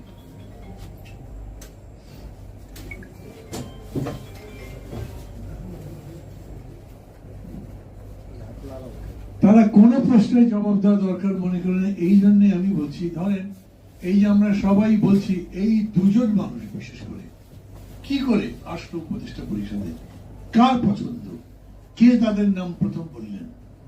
আপনাদের মনে আছে, সবাই যখন নির্বাচনের কথাবার্তা জিজ্ঞেস করছেন, তখন প্রধান সেনাপতি বলেছিলেন 1.5 বছরের মধ্যে দেশে নির্বাচন করা সম্ভব। সেনাপতি বলে কথা না, তাকে তার প্রশ্ন করা যায় না, কেউ করেনি। কিন্তু তার 1 দিন 2 দিন পরে আইন উপদেষ্টা বলেছিলেন সংস্কার টস্কার করে আগামী বছরের মধ্যে, মানে 25 সালের মধ্যেই নির্বাচন দেওয়া সম্ভব। 1 দিন বা 2 দিন পরে তিনি বলেছেন। এই কথা বলবো আর আমি কেউ নই, এটা কেবল প্রধান উপদেষ্টা বলতে পারেন। আমাদের দেশে বর্তমানে যে উপদেষ্টা নিয়োগ করা হয়, সেটা কিভাবে? কেবলমাত্র প্রধান উপদেষ্টাই সে ব্যাপারে চূড়ান্ত কথা বলতে পারেন। উনি যদি বলেন একে আমি রাখতে চাই আমার ক্যাবিনেটে, তিনি থাকবেন। যদি বলেন না উনি থাকতে পারবেন না, বা তাকে আমি পছন্দ করছি না, তাহলে তিনি থাকতে পারবেন না। আমি আপনাদের এই সমাবেশ থেকে, আপনারা অনেক রকম দাবি হয়তো করেছেন, কিন্তু আমি প্রথম বলি, আমি জানতে চাই কার পরামর্শে এই দুজনকে নেওয়া হয়েছে, কি বিবেচনা? এত বড় অভ্যুত্থান, এত রক্তদান, কতগুলো বছর ধরে সংগ্রাম, তারপরে যে বিজয়টা হলো, বিজয়ের পরে এমনিতেই সরকারকে আমি খুব দ্বিধান্বিত দেখি। তারা এই যে ফ্যাসিবাদের পরাজয়ের পরে বাংলাদেশে গণতন্ত্র কিরকম করে আনবেন, গণতান্ত্রিক ব্যবস্থা কিরকম করে প্রতিষ্ঠা করবেন, একটা ভালো নির্বাচন কিরকম করে করবেন, এই সম্পর্কে কোনো স্পষ্ট ধারণা আমাদের কাছে দিতে পারেননি, কোনো কথা বলেননি। শুধু গতকালকে আজারবাইজানে একটা সংবাদ সংস্থার সাথে সাক্ষাৎকারের সময় ডক্টর ইউনূস বলেছেন নির্বাচনের তারিখ আসবে সংস্কারের সাথে সাথে। আবার বলি আপনাদের, অনেকে বলছেন আগে সংস্কার করেন তারপরে নির্বাচন। তারা ঠিক কি বুঝে বলছেন তা আমি জানি না। কাজে সংস্কার শেষ হওয়ার জিনিসটাই, একটা রাষ্ট্রকে আপনি প্রতিনিয়ত উন্নত করতেই থাকবেন। একটা বিষয়ের উপরে আপনি কাজ করবেন সেটাকে আরো সুন্দর দেখাবার জন্য। এটার শুরু নাই শেষও নাই, এটাই এভাবেই চলছে। পৃথিবী এরকম করেই বদলাচ্ছে, মানুষও এরকম করে বদলাচ্ছে। সেই কারণে সংলাপ শেষ, সংস্কার শেষ করবেন কোথায় এরকম বলবার জায়গা নেই। বরঞ্চ এটাই হচ্ছে সত্যি যে সংস্কার চলতে থাকবে, যতদূর চলবে ততদূর করবো আমরা। এই সরকারকে বলতে হবে বা আমরা তাদেরকে বলতে পারি আপনি কি কারণে কতদূর সংস্কার করবেন। যেভাবেই দেখেন এই পুরো আন্দোলন হয়েছে কেন? গণতন্ত্রের জন্য তো। কথা বলতে দেয় না, জোর করে গ্রেপ্তার করে নিয়ে যায়, হত্যা করে, গোপনে হত্যা করে, আয়না ঘরে নিয়ে যায়। ব্যভিচার শুধু নয়, একটা বিভীষিকা বাংলাদেশে তৈরি হয়েছিল, আমরা তার থেকে মুক্তি চেয়েছি। নির্বাচনটা ধ্বংস করে দিয়েছিল, আমরা বলেছি এরকম নির্বাচন আবার হতে হবে যেটা সবার কাছে গ্রহণযোগ্য। এটাই তো মূল। বলতে পারেন আমরা ভালো চিকিৎসা ব্যবস্থা চাই, সেটাই সরকার দেবে, অন্তর্বর্তী সরকার দেবে। আমরা যখনই বলছি সরকারের পদত্যাগ চাই, মানে আওয়ামী লীগ আমলে, আমরা জানি যে সাথে সাথে একটা নির্বাচিত সরকার আসবে না, একটা অন্তর্বর্তী সরকারই আসবে। আমরা বলেছি অন্তর্বর্তী সরকার, অনেকে বলেছিলেন কেয়ারটেকার গভর্নমেন্ট বলে, কিন্তু কেয়ারটেকার সরকার বলিনি। কেন? কেয়ারটেকার সরকার মানে 3 মাসের সরকার। 3 মাসের মধ্যে সে সবকিছু করতে পারবে? নাও পারতে পারে, কারণ এর আগের কেয়ারটেকার সরকার 3 মাসে পারে নাই, 2 বছর লেগেছিল। আর এখনকার পরিস্থিতি দেখেন, এই বিগত সরকার পুরা প্রশাসনকে নিজের দলীয়করণ করবার জন্য এতই অন্যায় অত্যাচার করেছে যে পুলিশ বাহিনী শুধু টাকা কামাই করাই কি মনে করছে তাদের কাজ। জনগণের জন্য কোনো দরদ নাই, অযথা কোনো কারণ ছাড়া মানুষকে অত্যাচার করবার জন্য তাদের পকেটের মধ্যে ইয়াবা ঢুকে দিয়ে মামলা দিয়েছে, যাকে ইচ্ছে ধরে চলে গেছে, কাউকে কাউকে মেরে ফেলেছে। ওই পুলিশের উপরে যখন আন্দোলন হয়েছে তখন মানুষ তো লেগে যাবেই, তাদের রাগ তার প্রকাশ হবে, ক্ষোভের প্রকাশ হবে। এবং দেখেছেন হয়েছে অনেক জায়গায়, পুলিশকে পিটিয়ে মানুষ হত্যা করেছে, তারপরে গাছের মধ্যে ঢুকে দিয়েছে। কাজ খুব ভালো হয়েছে কি বন্ধ হয়েছে ওসব বিতর্কের মধ্যে যাচ্ছি না। গণ আন্দোলনের জোয়ারের মধ্যে ঘটেছে, কিন্তু আমরা বলেছি এটা বন্ধ করতে হবে, বন্ধ হয়েছে। এবং তারপরে পুলিশ ভয়ে আর আসে না। এই পুলিশ কতদিনে আসবে? কতদিনে পুলিশ একটা হবে যাকে দিয়ে ভোট করানো যাবে?